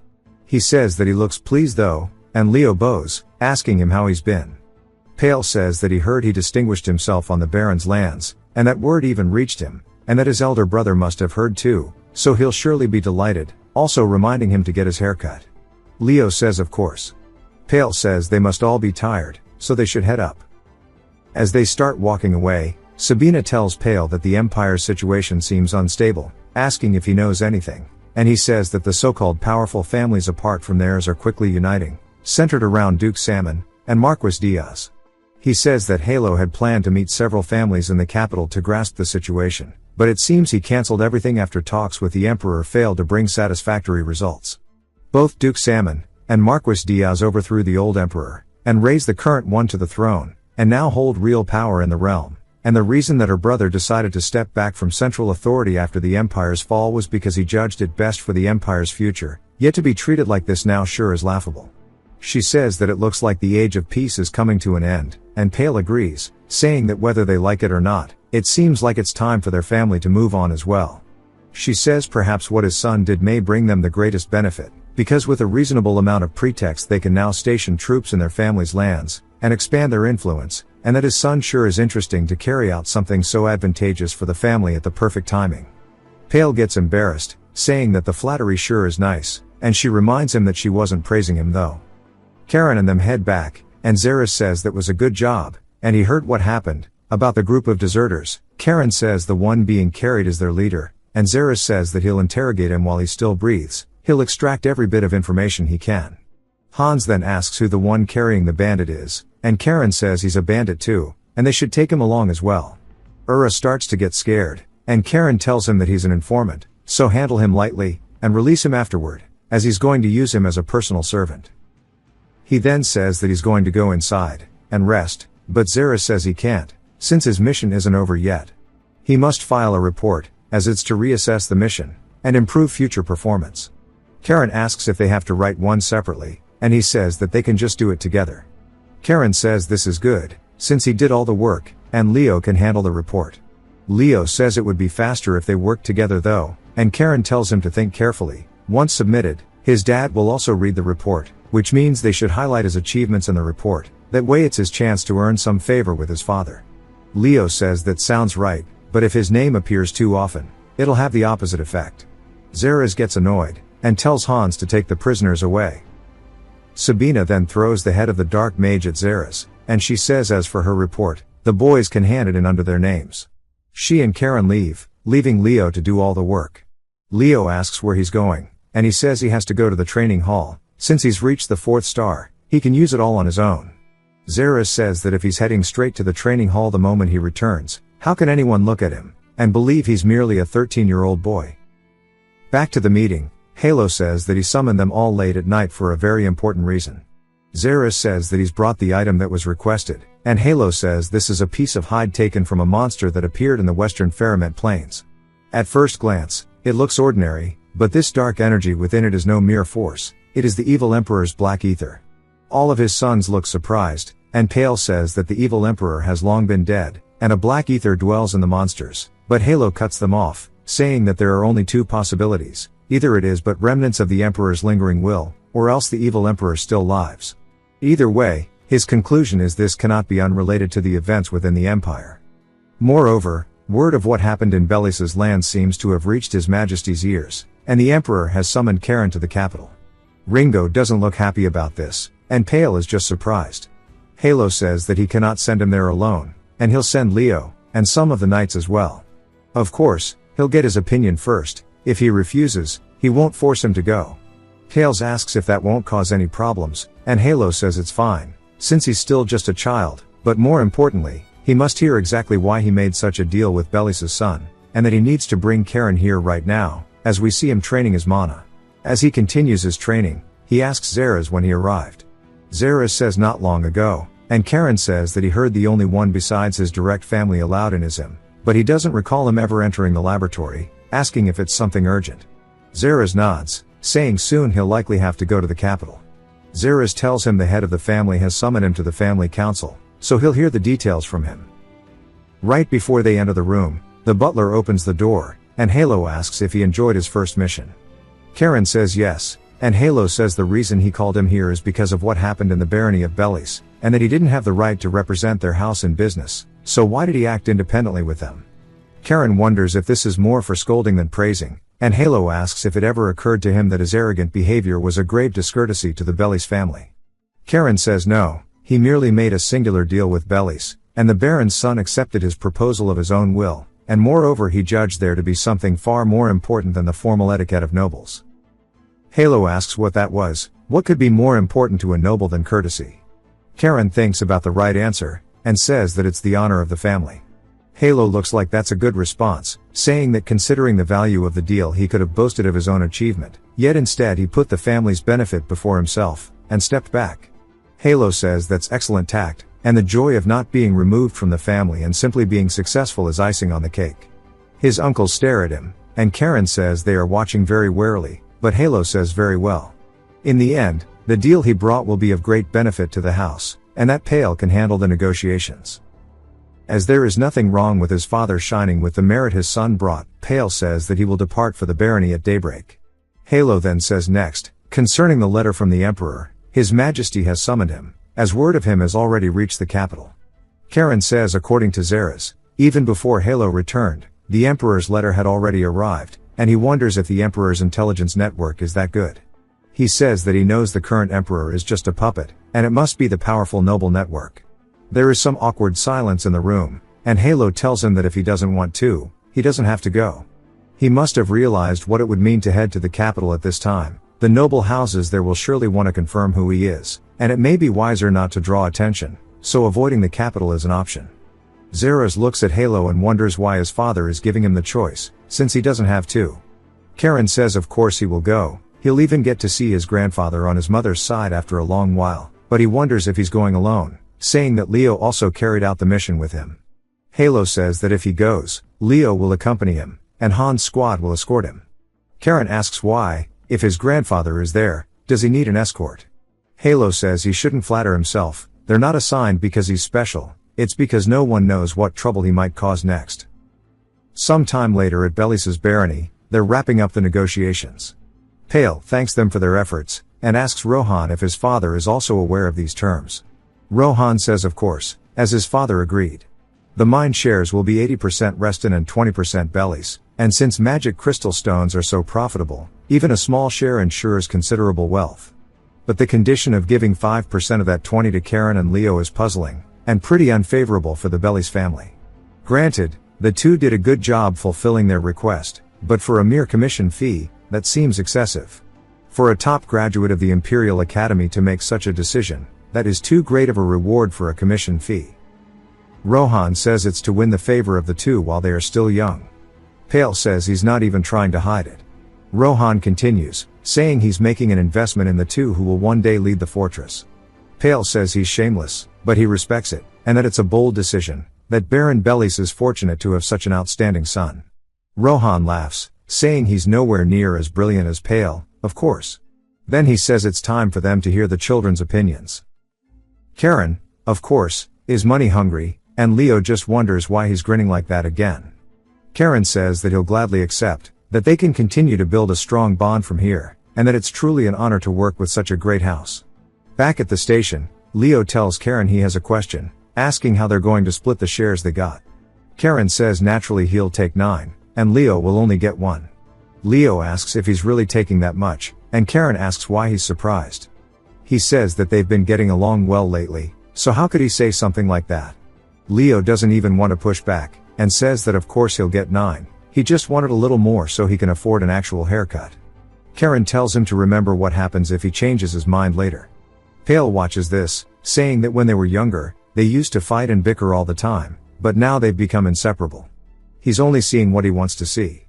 Leo says he can't believe he's going to the capital, that he's only heard rumors, and that he doesn't actually know anything, asking what he should do. Karen tells him not to make such a fuss, and Leo says they're about to meet the Emperor, so it's only natural to have a little bit of a fuss. He says they'll be able to go to social parties, and there are lots of beauties in the capital. Karen sighs, and Sabina says the capital, Dacus, is a very fun place, with lots of people, and a lot of them are strong. Leo asks what she's doing all the way up here, and she says it's going to be a very good experience. She says she came to celebrate their first mission, asking where their wine goblets are. Karen asks why she's looking for wine goblets in a 13-year-old's room, and she says as long as it can hold wine, any cup will do. She throws each of them a cup, and she says that Karen drinking and stealing wine every day is one thing, but asks Leo if he's ever drank anything. He says that he's drank a couple times because of Karen, and she sighs, saying he made him an accomplice. Leo says it's better for them if they got scolded together, and she pours him a drink, saying that since it's poured by the master, he shouldn't hesitate, and that both of them have grown splendidly, and Karen thanks her. She then says that 3 years have passed, since she promised to train him, and that it's disappointing she won't be able to see the havoc he will cause in the capital. Leo says he heard she'll soon return to the North Sea, and he starts to cry, asking if they won't be able to see each other again. She says with that much sentimentality, there's no way he'll be able to even talk to a woman in the capital. He gets embarrassed, and she says if he does go to parties, it would be best not to go with Karen. Leo asks why, and she says that considering his looks, talent, and silver tongue, surely he can guess what will happen. Leo realizes that his haircut is really making him lose some aura, and he puts his hand on Karen's shoulder, saying that he should ruin his chances at marriage. Karen says that it's not him doing it, but that awful haircut, and he tells him to stop yapping, and just drink. Leo agrees, and as the night continues, we see Halo drinking as well. Whole family are alcoholics. Pale knocks on the door, and he tells him to come in. Pale asks if he called for him, and Halo says yes. He heard he wrapped up negotiations with Belly well, and for them to hand over their share to the boys sure is surprising.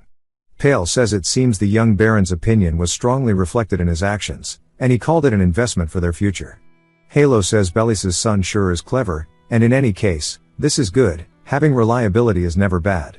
The matter concerning Belly's will be entrusted to Pale, and he says he'll do his best.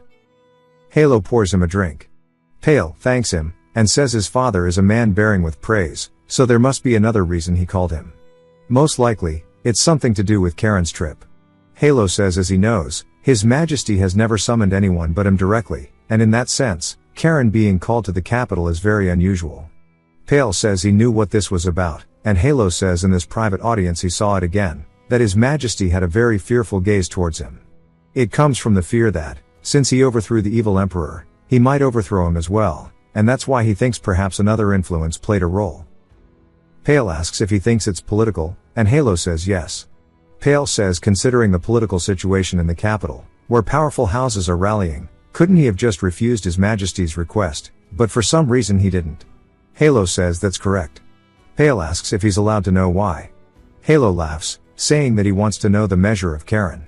This catches Pale off guard, and Halo says that he was chosen by the ancestors' blade, and like it or not, he's destined to stand at the center of their family. Not only that, as a member of Reston he will inevitably face checks from outside forces, and he will continue to face countless threats. That's why he didn't refuse the request. If he is to shoulder the future of their house, he must be able to endure it. He asks Pale if he's worried. Pale starts chugging his drink, so much so that he starts coughing it up. Halo laughs a little. Pale says that he wants to speak bluntly, and that he really trusts his son. Halo stares at him, smiling, looking proud.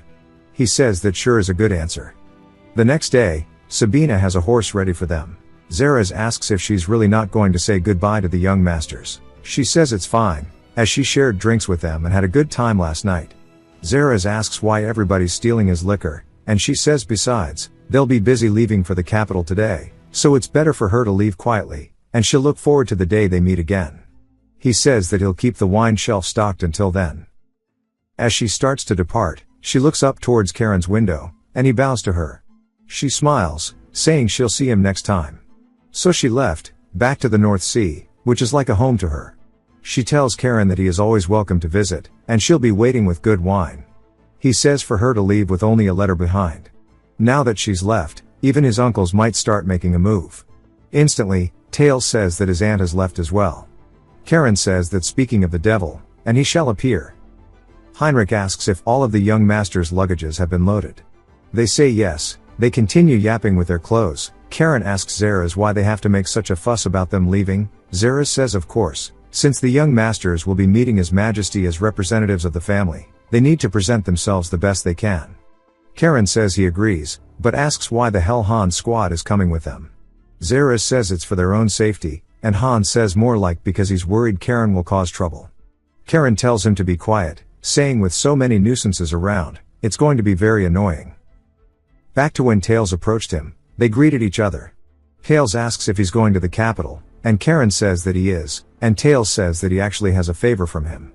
Karen asks what it is, and Tails says he hopes he won't behave in the capital the way he did in the fortress.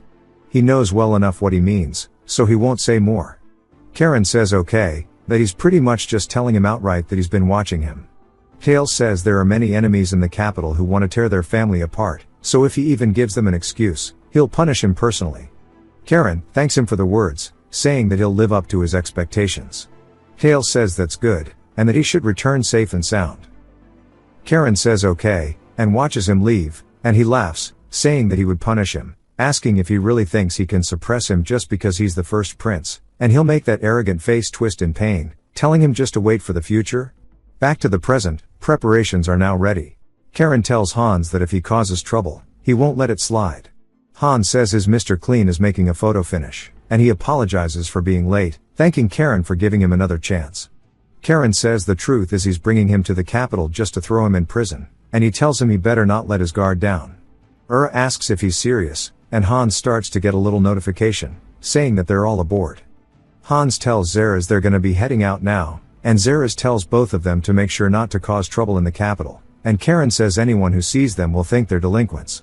Zaraz says that a cracked bowl leaks inside as well as outside, but it's time for them to leave. Before they do, they hear Pale calling out to him, and he barely made it in time.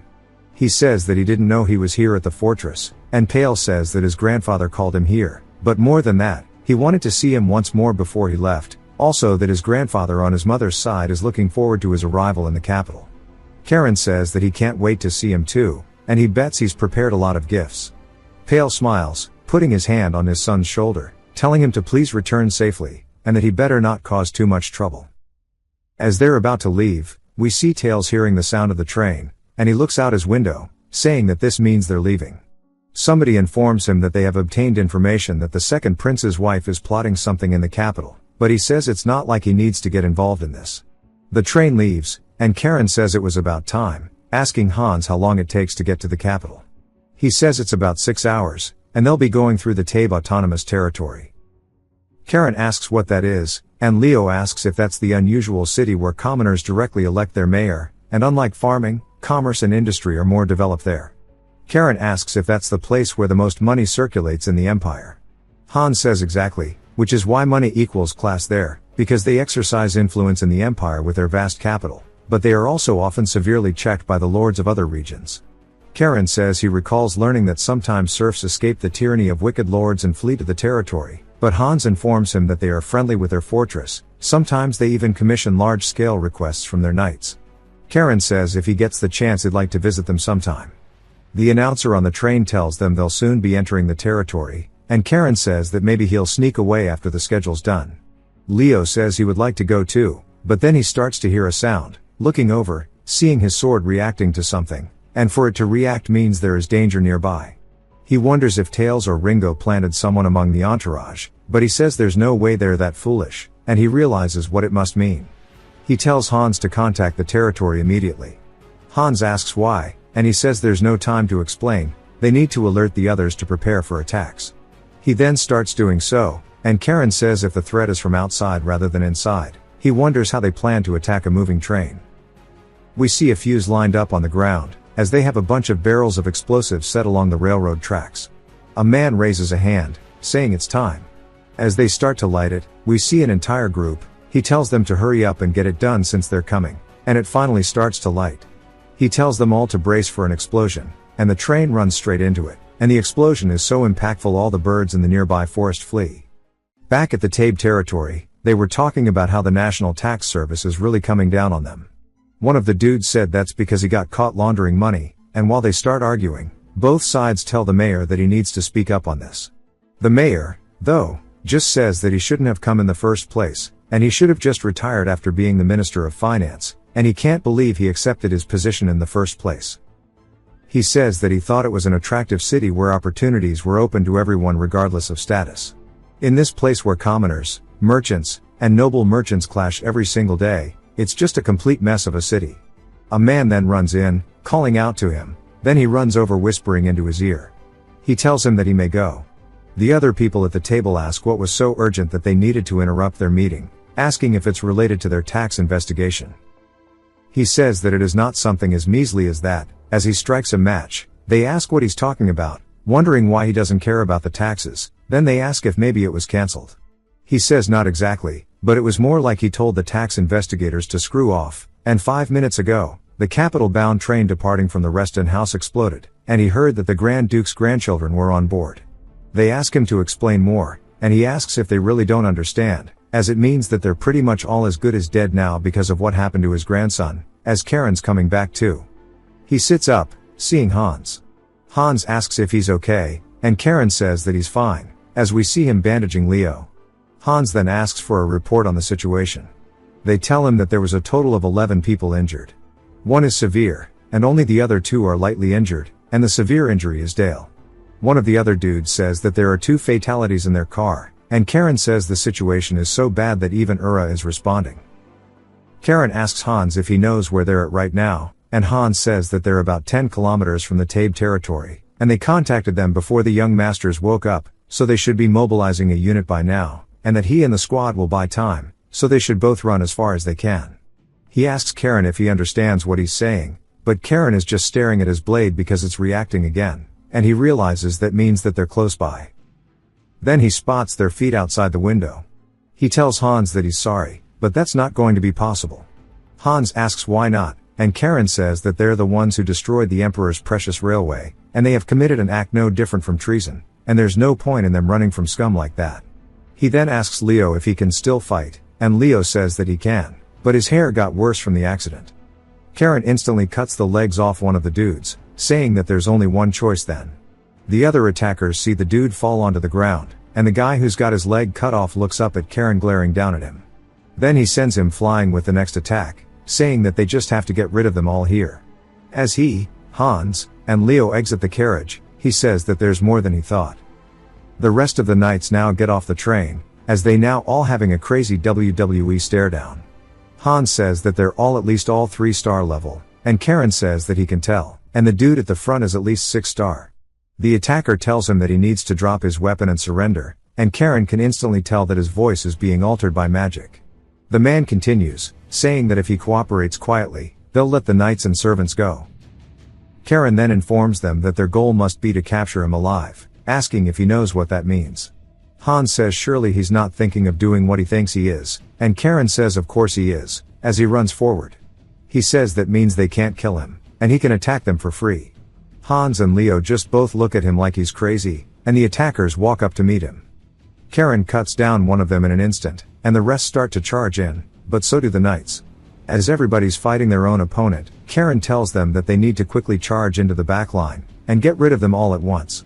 But he sees that the assassins are a little hesitant, and he asks if he should be going instead. The assassins start talking about how this wasn't in the conditions, and the leader tells them to step aside, as he'll be the one to take care of this personally.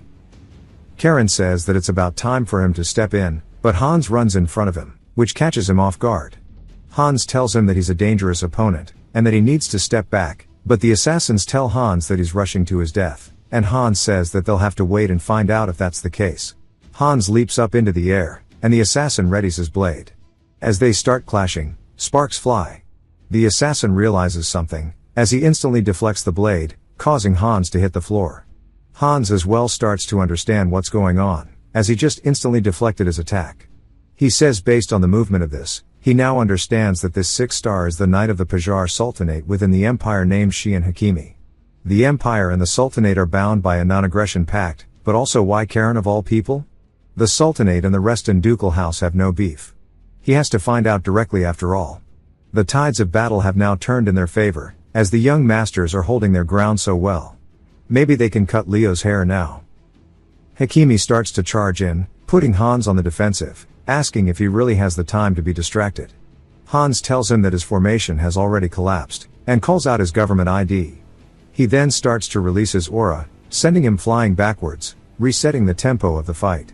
Hans warns him that resistance is meaningless, and he needs to surrender. Hakimi says that he now sees that his group has fallen, and Hans tells him that if he surrenders, at least his life will be spared, and there is no need to die on foreign soil.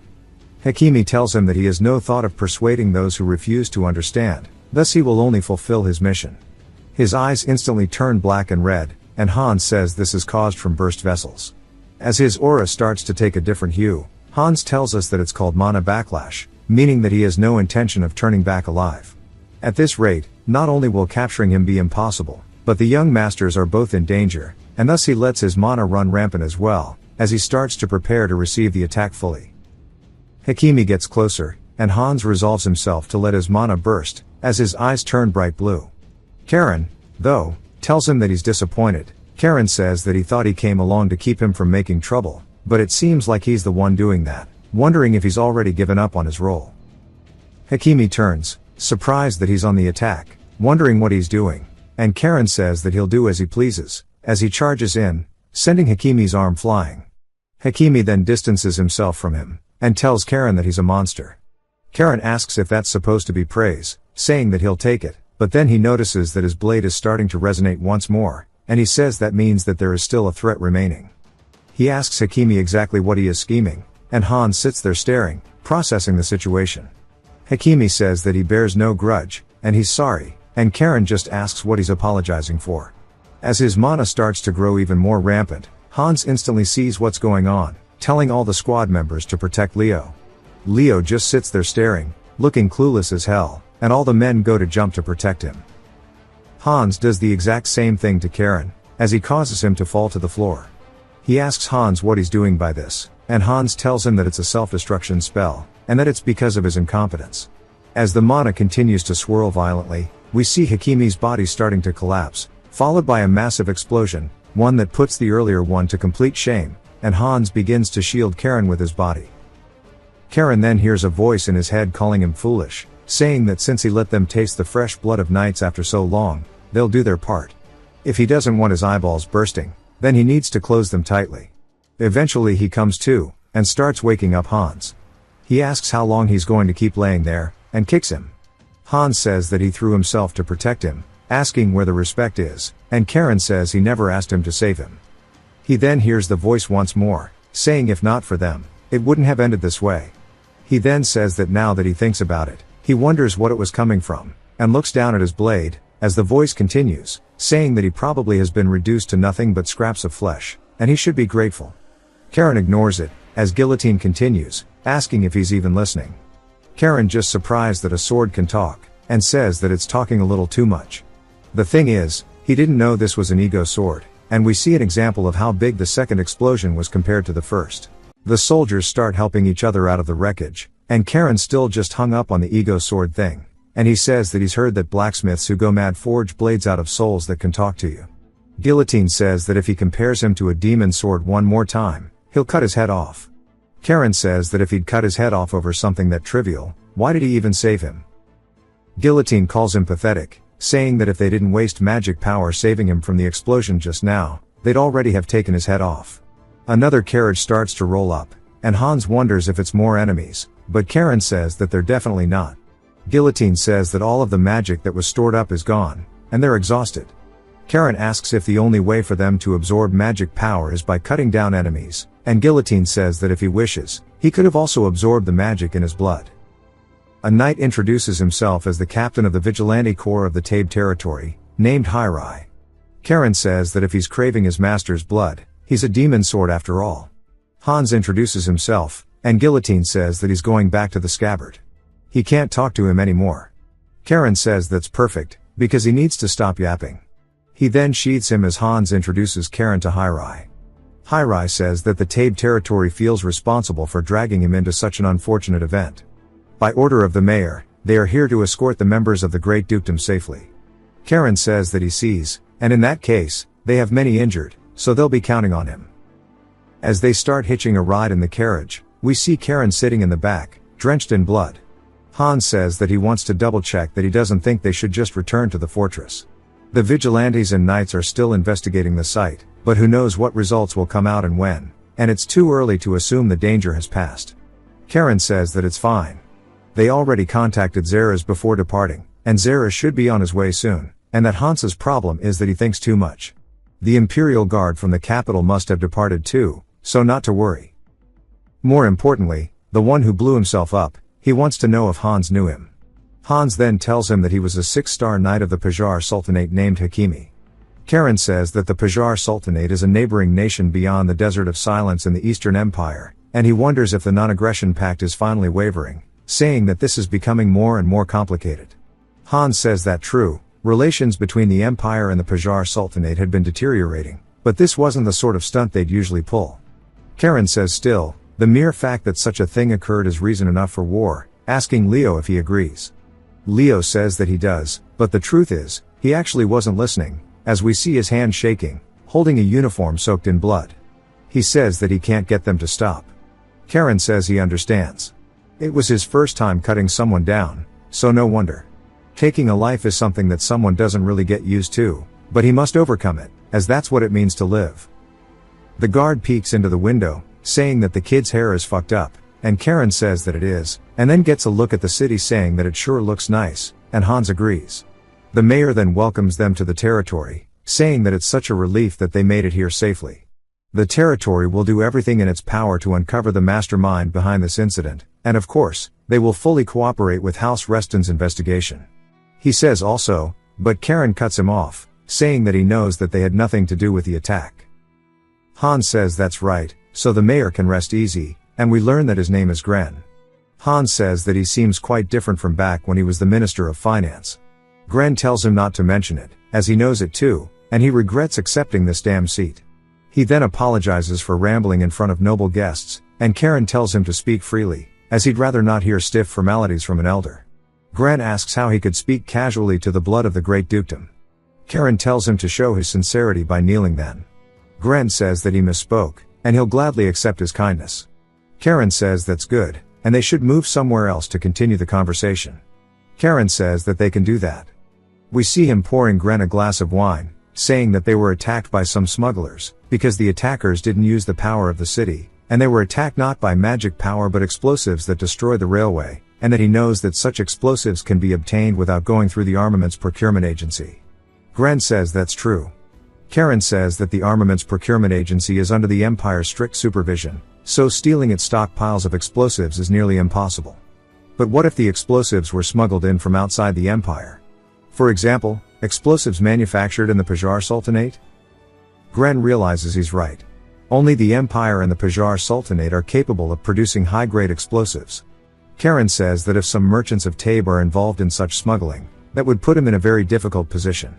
Gren is surprised that his reasoning is so sharp, and says that the likelihood of that is high. Karen says that if he didn't agree, he could be branded an accomplice, and with idiots running smuggling rings, it's too easy to be scapegoated. He tells Gren to keep one thing in mind. Gren asks what it is. Then Karen tells him that this incident has harmed both the fortress and its knights.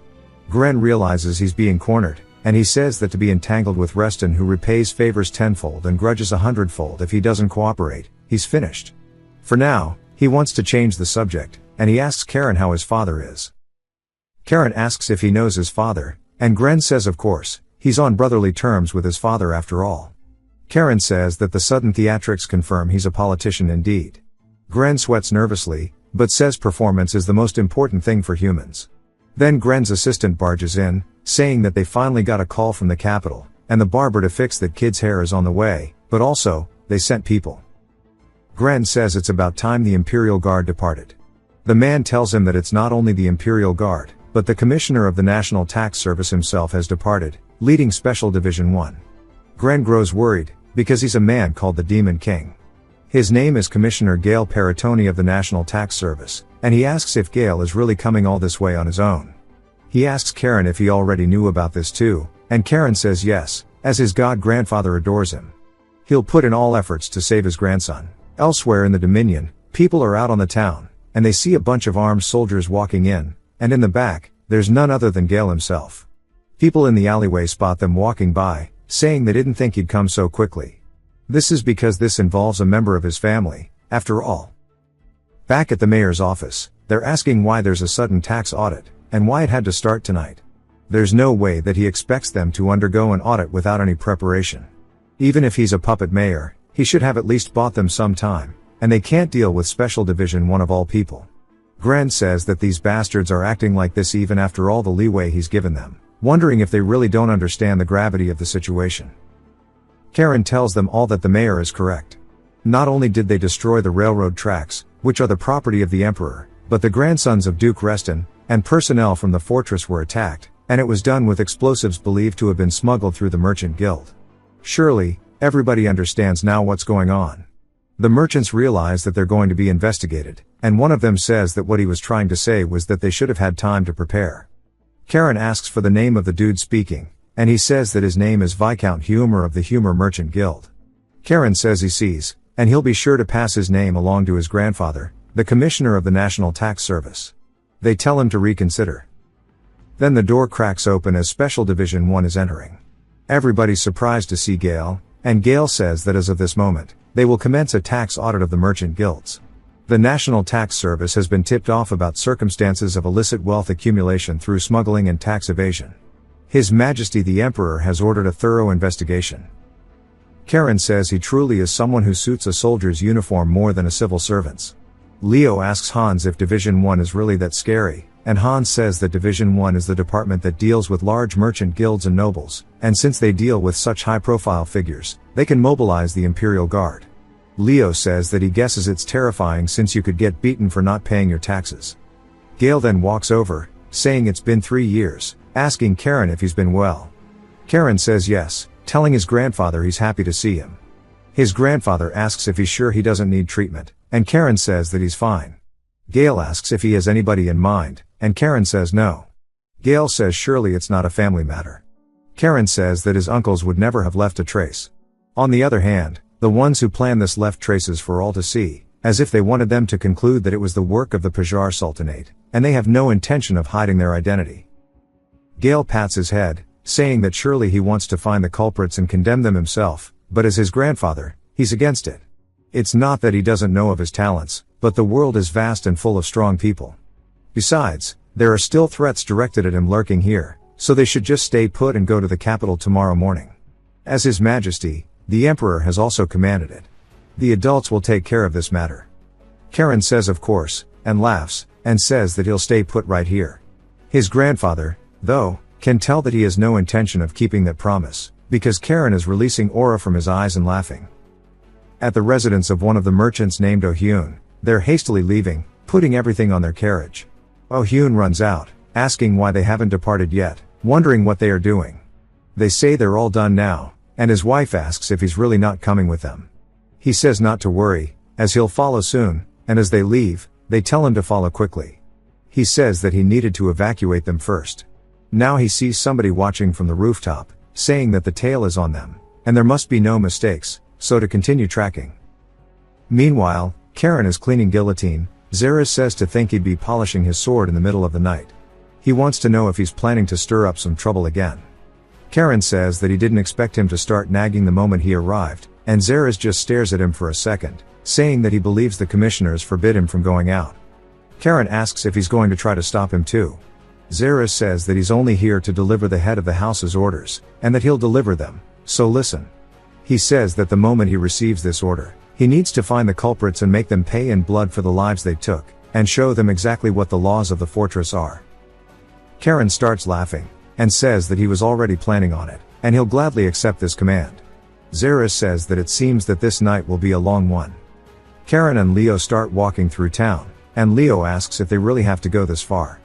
Karen says that if they want to meet the informant, they have to go to where the black market is held. Leo says he understands it, but he wants to know why he's the one playing a servant. Karen says it's because his haircut is diabolical, but also, if a pair of noble kids wander around without their attendants, it would only raise suspicion.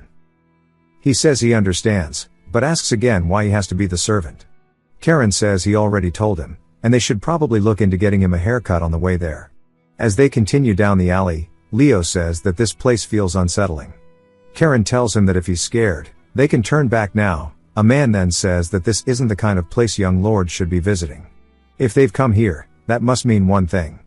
Karen reaches for his blade, but the dude says he was sent by Zeres, and that it's an honor to serve them. He introduces himself as Julio, and he says that they should move, as a carriage has been prepared. Julio opens the door, saying that there are soundproofing artifacts installed inside so they may speak freely, and it must have been difficult coming from outside, and Karen says that he knows he's from Tabe himself. He wants to know how someone from Tabe became an informant for the Reston family. Julio says that he's only repaying the kindness Zeres showed him when he was a child. Karen says that he sees it, and they can get straight to the point. He's obtained intelligence that someone intends to attack the Reston family with smuggled explosives once they head for the capital, asking if he knows who they are. He says that they do. For money has gathered, only 2 trading companies deal with explosives circulating in the black market. He shows them both of the companies, saying that the only 2 would be these ones, Karua and Kaligo. However, Karua seems to have firmly established itself in Tabe, and lately, they've been withdrawing from the black market. Karen then asks, what about Kaligo? Julio says that they are a company made up of former slaves, and they'll take on any job as long as it pays. He also learned earlier today that Kaligo's members left the city.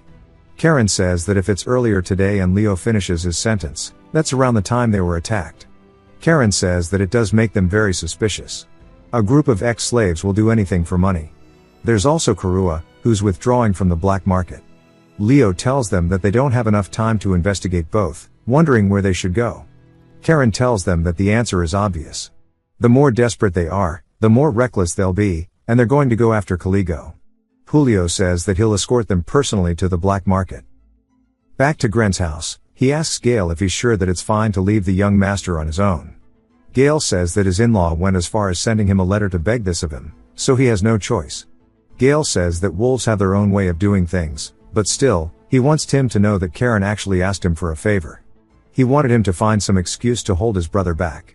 Without the Duke's permission, he would have moved on his own. Gale seems surprised, but Gren says not to worry, as he's already proven his skills. Gale reminds him that Karen is only 13, and Gren says that for a genius, age is just a number.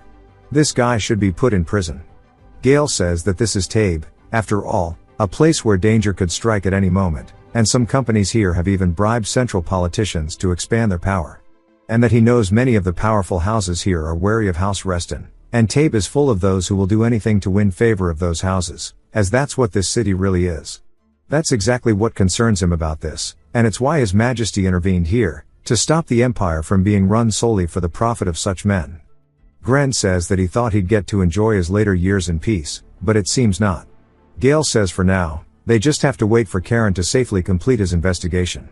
Gren says there's actually one more thing he should know as well, and that Sir Mason is here in Tabe. Gale asks if he means the unyielding shield, Mason the 8-star knight. If that is true, then that's bad for them. Back to Julio, he says that they've arrived, and Karen asks if this is the only entrance. Julio says that it is, and Karen says that so in an emergency, they can just seal it off from the inside, and that's pretty chilling. He pulls up a book, activating a hidden lever, and Karen says this sure is fitting of a black market, and Julio says it's time to go down. As they do, Leo gets the feeling that they won't be getting in easily, as 2 guards step up to block them. They say it's been a while, asking Julio what he's doing here. Julio says that he's brought guests. They say that they know he only deals with big clients, but unfortunately, the chairman ordered that they take no clients today, and be turned back. Julio asks why, and they say it's just orders from above. Julio asks for the reason though, and they say that they don't know either, and just to leave while they're being polite. One of them starts to draw his blade, and Karen asks if he's really trying to cut them down. He then reaches for his own, telling him to try it, as he wants to see what happens. Leo asks why he's pressing him so much, but Karen continues, saying that if he's going to do it, then hurry up and draw his blade.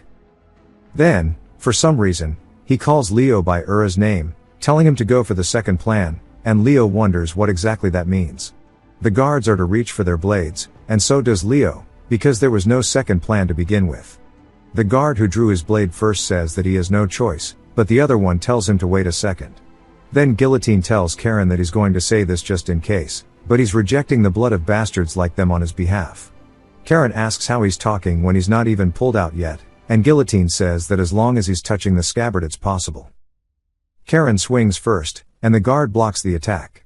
Karen says it must be so convenient, and we see that the dude's sword actually got broken in half. The other guard asks what in the world he's doing, but he then freezes a bit because Leo charges straight in towards him. Julio says that it's just as he expected. This is the kind of skill he would expect from the young wolves of the Reston family. As Leo also disarms the guard, he tells Karen to give him a heads up next time he pulls something like this. Karen says that he looked like he was enjoying it. Julio says this is why Zara's had them roaming the streets of Tabe at night. Karen though continues, saying that he should get this hostage situation started. Julio calls him amazing once more. The guards ask if he really thinks he can get away with this and return safely. Julio is just surprised that a noble is taking hostages, and Karen says that's for him to worry about. The guard's chest then lights up red, and a woman tells him that's enough. She asks if they would mind stopping, as he's being too rough with her men. Karen asks if this means that the president of Caligo cares for her underlings. She says of course, as these people have been with her through the hardest times, which is why she can't let them be torn apart by some overexcited young wolf. Leo says that it seems like she knows who they are, but she welcomes them in. Karen says that's a good offer, but they don't exactly have a foundation of trust between them. So, hers are bored and will have to stay as his hostage. He says that he sure does have a fondness for taking hostages just as the rumors say, and she'll be waiting. She tells the guard named Cal to guide them well. Cal says that he'll do as the president wishes. Back to Gale. He says that if Mason is here, that means one thing, and that he is here with one person. Gren says most likely, and it would be the Emperor's bastard troublemaker, the sixth prince, Levaleo. Gren asks what he's so worried about. Gale says that His Majesty personally removed Mason from the Imperial Guard and assigned him to protect His Highness, the sixth prince, but he's someone whose actions are incredibly difficult to predict. Gren says that since he's a mage, it's likely he just came here because of the wide variety of goods distributed here. Gale says he's worried about the possibility of him and Karen running into each other. Gren says surely nothing would come of it, but Gale warns him that Karen is the type of person who will make trouble even when there is none. When they enter the room, Karen is surprised to see a kid with a gold mask sitting on a couch. He puts his cup down, asking if he is Karen. He says that he knows him, but more importantly, the power he's feeling from the guard behind this man is something that belongs to a master who has achieved the 8th star, just like Zaraz and Sabina. There is only a handful of 8-star masters in the Empire, so who could he be? Leo notices it well, and Karen says that he's definitely no ordinary master. And he says surely he's not the president of Caligo.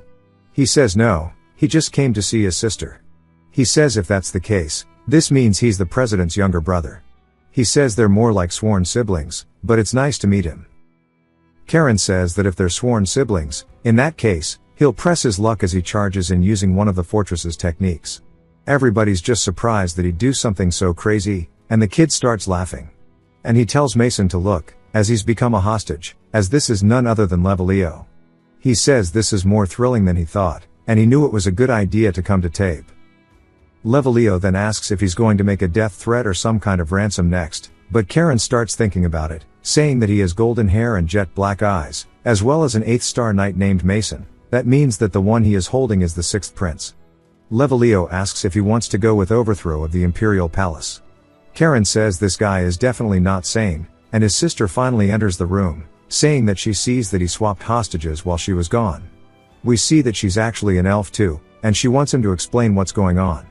He says that he swapped him for a more expensive hostage, asking what she thinks. She says that she doubts he is all that expensive, but wonders why he's suddenly using formal speech. He says that it's because she's an elf, so she must be older, but he can also feel an immense flow of magic power from her, and a similar flow of magic from Levaleo too. So they are definitely both mages, although she's far more skilled. He can tell Levaleo's not that bad. She says that if he's here looking for the source of explosives used in the attack on their train, it wasn't them. So he can lower his sword, and they can talk normally. He asks why he's meant to believe that, and she says that if she was the one to attack their family, she wouldn't have been so careless to begin with, as to leave behind any form of evidence. As she starts showing her magic prowess, Karen says that with that much power, she's at least a 7th circle mage, and even Leo's surprised, and she asks him if he's in the mood to talk now, or if he still wants to try going down this hostage route. Levaleo and Mason take off their mask, and the leader of the Caligo says that, like she said before, the explosive used in the attack on the Reston family was not supplied by them. They do handle explosives, but those are strictly for experiments. Karen then asks if it was the Kurua merchants. She says that's not the kind of job cowards like the Kurwas could pull off. Karen then tells Levaleo to move his damn arm, and Levaleo asks what's wrong with him being a little close, and from now on he can just call him Leo like all of his close friends do. Karen says close, my ass, and Mason says that Karen needs to watch his tongue around the prince. Leo tells him not to be stiff, and Mason says that he can't believe that he shares the same name as his kid with a god-awful haircut, but he also mentions how he can't believe that his brother's youngest grandson is such a hooligan. Karen wonders if maybe he knows Halo, but the woman says that it's time to get back to the main topic, and she's sorry for the late introduction. She tells us that her name is Poina, the president of Caligo, and it's an honor to meet the great 2 grandsons of the continent's greatest hero, Halo. As she mentioned earlier, the explosives from the attack were not theirs, but she can tell them who the culprit is, but there is one condition. Karen says he figured as much, and he wants to hear what it is. She says her condition is that they just become friends with Leo. He says getting tangled up with the imperial family is a bit problematic, and it's obvious how people will see the ducal family and the imperial prince getting friendly. They won't see it as a pure friendship. Leo says so what? Kids can be friends with each other if they want, and besides, it's more advantageous for the Reston family. Karen asks in what way? He says of course, because the Reston family will have to start making its move soon, and this will be a good way to put the imperial family and the central nobles on alert. Karen says that he's not a complete madman. Even so, He wonders why he's going this far. Leo sighs, saying that he's willing to do anything that will screw over his father. His dream is to be a first-class disappointment, asking if he understands him. Karen says no, and he's a certified madman. Poina then asks what he will do, as the nights and the tape are long, but they don't have that much time today. He asks what she means by that. She says that the Imperial Guards who came with Special Unit 1 have a different objective.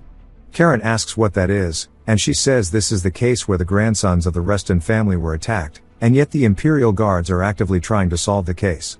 And she wonders if he ever thought about why. He asks if she's trying to say that the Imperial Guards colluded with the culprit. She says that the answer to that could change depending on who the culprit is, but what's clear is that the Imperial Guards' objective is different from theirs. This document contains everything they've tracked on the culprit's movements in the series of events, and she wants to know if he will accept her proposal. He stares at her, and later we see people moving around more boxes, as Oh-hyun watches, wondering if they can go any faster. We learn that he was actually going to be granted a noble title, and that all the evidence against him would be taken care of after the attack. He says that the title he yearned for is right in front of him, and now he's the one who's about to be taken care of himself. It's all because those damn brats survived the attack, but maybe it's a blessing in disguise, since he got to evacuate his family first. A man then runs in, saying that the knights are storming this place out of nowhere, and Oh-hyun gets nervous, asking if they are the Imperial Guard. We then hear Karen, saying that the Oh-hyun merchants are hard at work, even at night. The assistant tells him that's not the Imperial Guard, and Karen says it's quite a busy household he is here. Oh-hyun recognizes him from the Reston family. Karen says that's right. He's the good-for-nothing noble that he tried to get rid of. Then he says that for a man who's tried to take another life, he seems to care an awful lot about his family. Zeres says that he's brought what he asked for, and Karen thanks him. He then holds up a bloody bag, asking Oh-hyun if he's that curious to see what's inside. Oh-hyun panics, asks if that is his family, and Karen tells him that if he's so curious, to take a look for himself. When he opens the bag, what he sees are the hand members' hands of what he assumes is his family, and he starts breaking down. Karen slaps him, telling him to stop making a scene, asking if he really thinks that those calloused hands belong to his family to begin with. Oh-hyun asks if not his family, then whose hands are they? Karen says they belong to the assassins his business partner sent to harm his family. Oh-hyun starts crying, thanking him for saving them, and Karen tells him to stop celebrating. He conspired with them and planned the attack on his family, and people lost their lives because of it. He only saved his family because they are innocent, but he is not. He's going to spend the rest of his life in the underground prison of the fortress, with endless torture of course. He tells Zeres to take him away. Back to Poina. She says there are a lot of rumors going around about the Emperor's failing health, and she wants to know from Leo what the situation is like in the capital. He says that it's chaos among the nobles because of it, and only the old geezers pushing for war are having a field day, and that the internal conflict with the Imperial Guards is getting worse. She says that the clash between those who've joined hands with the warmongers and those who haven't is intensifying, but, thanks to her, he's gained a reliable supporter. He thanks her, and then says that Karen definitely is on his side now because of his charms, and she says that he wasn't like this when they first met. He says that's true, though. As soon as he arrived in the Tabe territory after barely escaping from the internal strife, his mother was assassinated, and if Mason hadn't been there back then, he probably would have followed his mother in death. If he hadn't met her in the city, he never would have learned magic, and just as the two of them are the reason he is who he is today, Karen will also become an important person in his future. Back to the mayor's place, we hear Gale asking him what that means. Gren says that publicly announcing the facts of the attacks and the investigation details is too much. Gale agrees, saying that if it gets out, it will tarnish the family's prestige, asking if he's okay with that. Gren just wants to know if he's going to hold Karen responsible. Karen says that this is not something he'll have to take responsibility for, and this is just to make it so those behind the scenes can't even think of covering it up, and that Gren will become a righteous mayor who stands against injustice. Zeres recalls Halo telling him to let Karen do as he wants, and he doesn't know what he's planning, but since it's his master's order, he can't go against it, and he's just going to have to watch as Karen's telling everybody to just trust him on this. Back at the Reston house, the butler tells Halo that a message has arrived from Karen. Halo asks if he's really trying to announce the details of the investigation, and damages from the attack. The butler says that's correct. And then Pale enters, asking if he's been called for. Halo says yes, as a message from Karen just arrived, and he tells him pretty much the exact same thing he just read. and that the council has promised their full cooperation to prevent it from happening again, and he asks Pale what he thinks. Pale reads it out, but says that this is a plan that could shatter the political balance in Tabe, and this is about giving power back to the mayor, who was nothing more than a figurehead until now. Halo says indeed, until now the councilmen have held immense power, but announcing that a councilman was involved in a terrorist attack will be a significant blow to them, and he's a reckless brat through and through, but he succeeded in his revenge this time. It's also allowed their family to further increase their influence over Tabe. Pale says that he's grateful that he thinks so highly of his son's abilities, but reminds him that he's only 13, and that he's entrusting way too much responsibility to a young boy. Halo says that he was the one who told him to have faith in his son. A wolf must walk a wolf's path, and he knows that he's worried about his child who just took his first step into the wild, but how about he trust him to the very end, just as he said he would? Pale says that he will. And then Halo says that he's grateful for him, and this should serve as a sufficient warning to anybody in the capital, and to those Imperial Guard lackeys who cling to power, and he says that if someone else were here, they would have surely cut off all of their heads. And he tells Pale to prepare for the coming storm, as the time has come for Reston to move again. Back to Tabe. The mayor says that he's ashamed that such an incident has occurred in their city. For a member of the council to stoop so low for a mere sliver of power, to try and kill the grandson of Halo, the greatest hero on the continent. The citizens start cheering, telling him to get rid of the rotten councilman, and Gren says that to return the city to the citizens, he'll make sure that he puts every effort he has towards that. Leo says that he blends in like a fish in water, and Gale says that Gren is an excellent politician. A great politician never misses an opportunity that comes his way. Leo asks if all politicians in the capital are like that, and he says of course not. The reason that Gren was able to reach such a high position is because he has the skills to back it up. Leo says that the mayor is actually way more impressive than he looks. Gale though is just surprised that a plan made by a 13-year-old was approved by the patriarch of the family, and that Halo sure does think highly of his abilities. He might even be included in the line of succession at this rate, but whether that's a good thing or not, only time will tell. Karen tells Gale he has a question, and he asks if he's okay.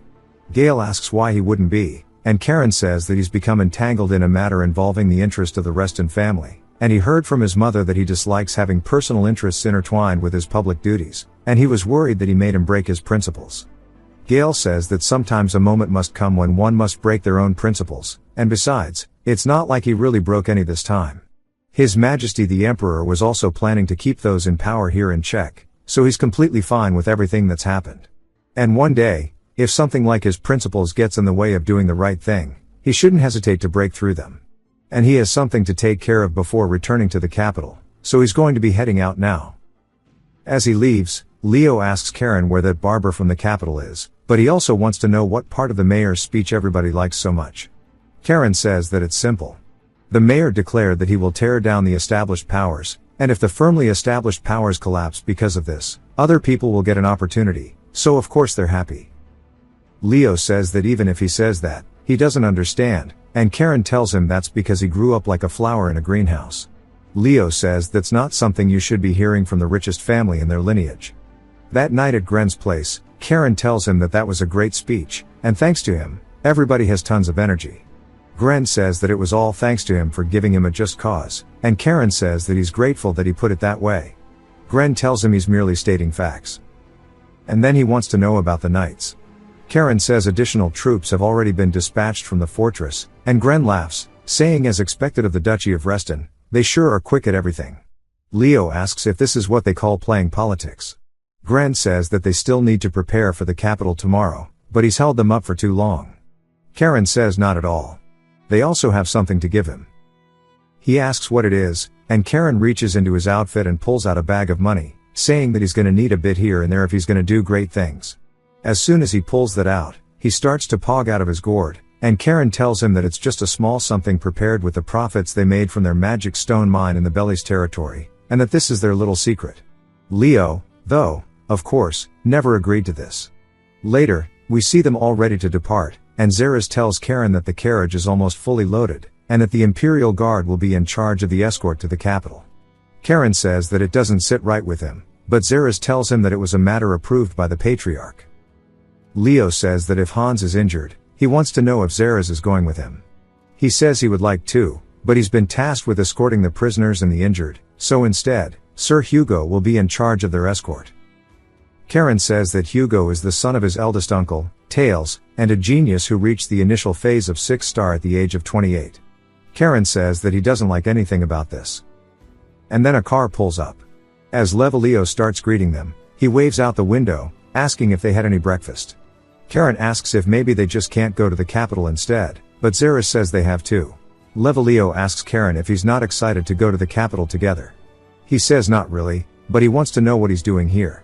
Levalio says that he knew he's not happy about being escorted by the Imperial Guard, and he gets it, since they have a rocky relationship together, but he shouldn't worry, as he's here with him after all.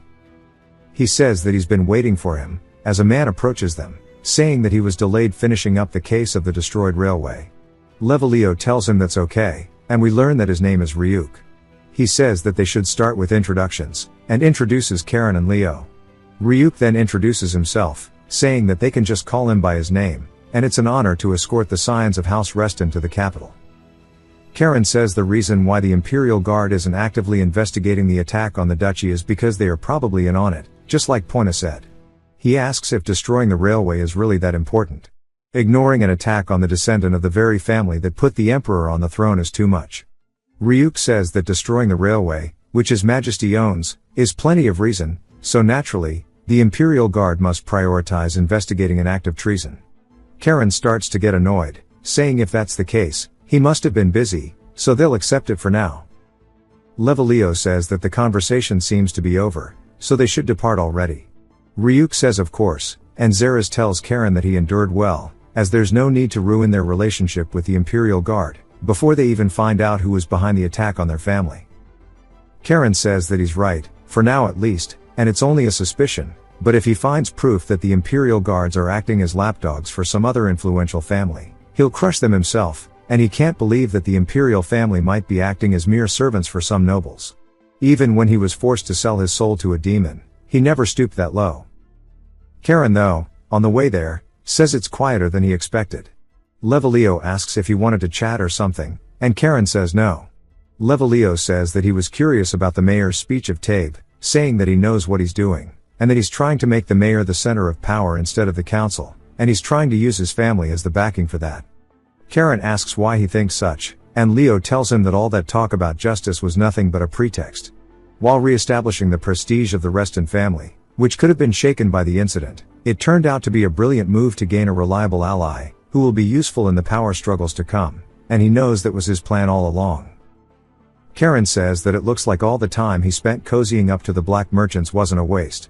Levalio says that he could say he came up from the streets himself, as he's been through all sorts of things just to survive, so surely he would have that much sense to begin with.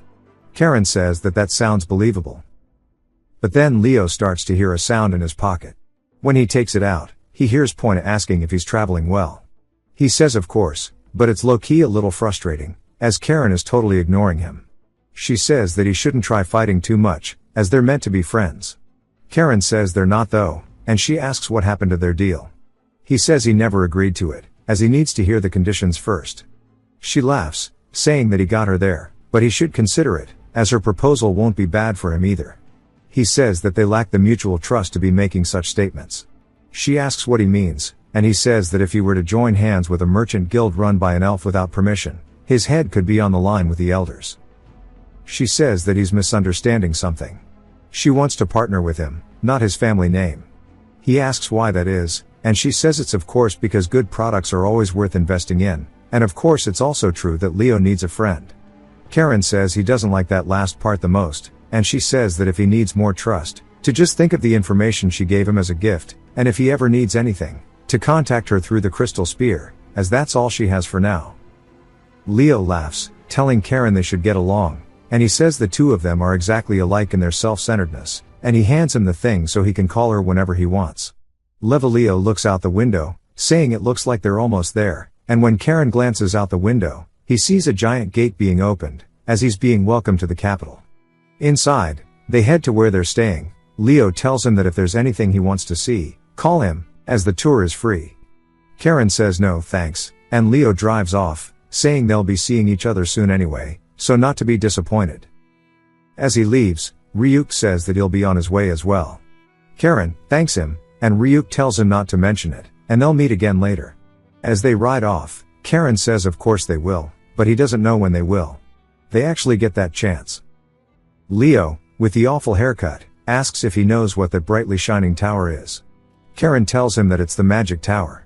Leo asks if that's the one with the mages in it, and he says of course, because it's in the name.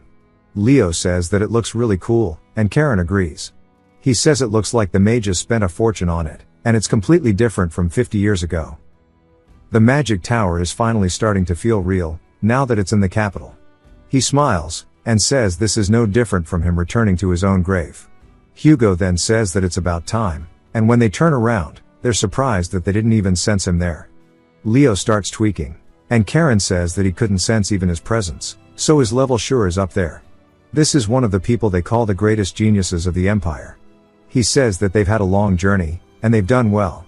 Hugo says that if he's not mistaken, this is their first time meeting. Karen says it's a pleasure to meet him. Hugo tells him that if he had known that their youngest was so impressive, he would have visited the fortress sooner. Karen says that he flatters him, and he's just as impressive as the rumors say. Leo just wonders if they're going to be okay. Then a woman exits, welcoming them. Hugo turns, and Karen calls out for his grandmother. She says that it's been so long, saying that he's grown so much. He says it's good to see her.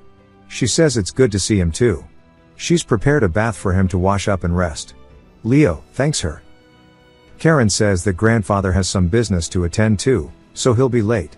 She says that she was told beforehand, that they can go ahead and head inside, as they need to buy brooches for the banquet tomorrow.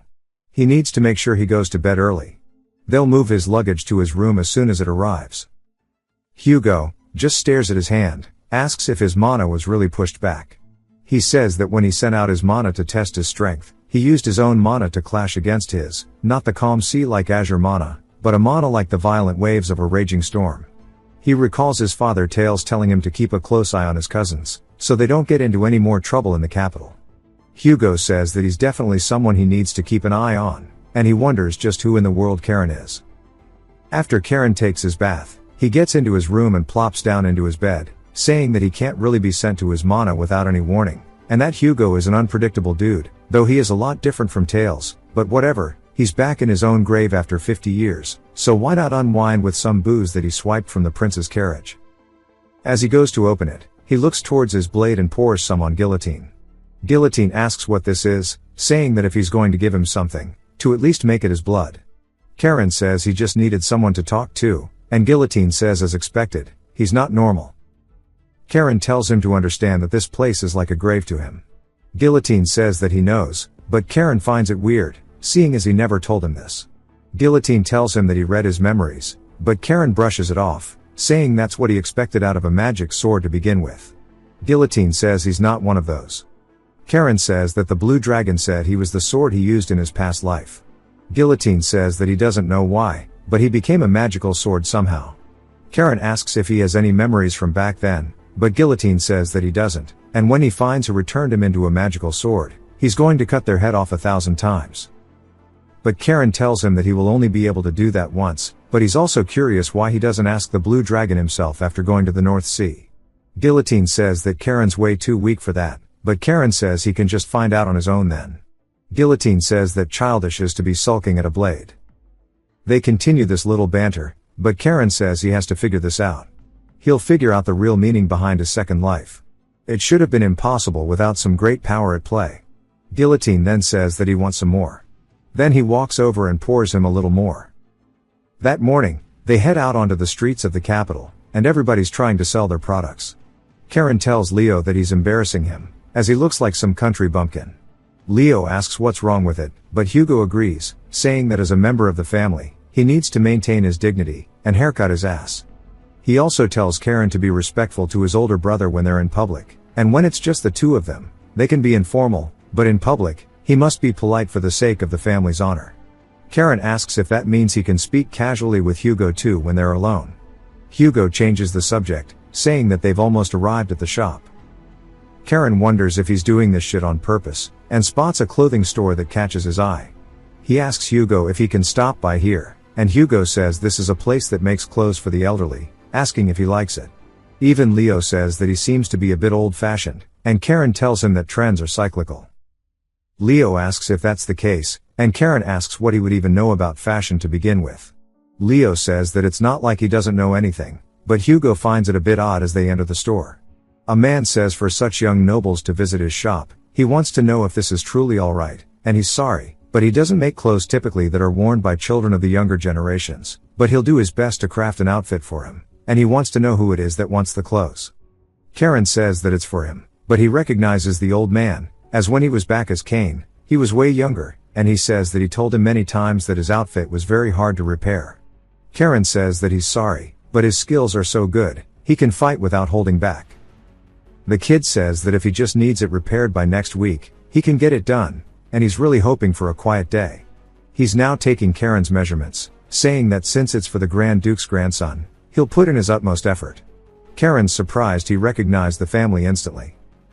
He says of course it would be harder to not recognize their crest, as this was a regular spot for Sir Cain, a close friend of the Grand Duke. Karen asks if he remembers much about him, and the old man says of course, as he doesn't know how he was to the others, but to him, he was a very warm person, though he's sure he never even knew his name. Karen says that now that he thinks about it, for all the years that he came into the shop, he always just called him kid, but surprisingly, being remembered by someone feels nice. Karen then asks for his name, and the old man finally tells him that his name is Ruin. A woman then barges in, asking her grandpa if he heard the news, as Cain's enemy, the grandson of Grand Duke Halo, entered the capital, but as soon as she starts saying that, she realizes who's in the room with her. She freezes up, and Karen just wonders why he's being called Halo's enemy. If you've watched till the end, comment, "Good doctor," to let me know. Subscribe for more videos like this, leave a like or a comment to help the channel out. Thanks for watching.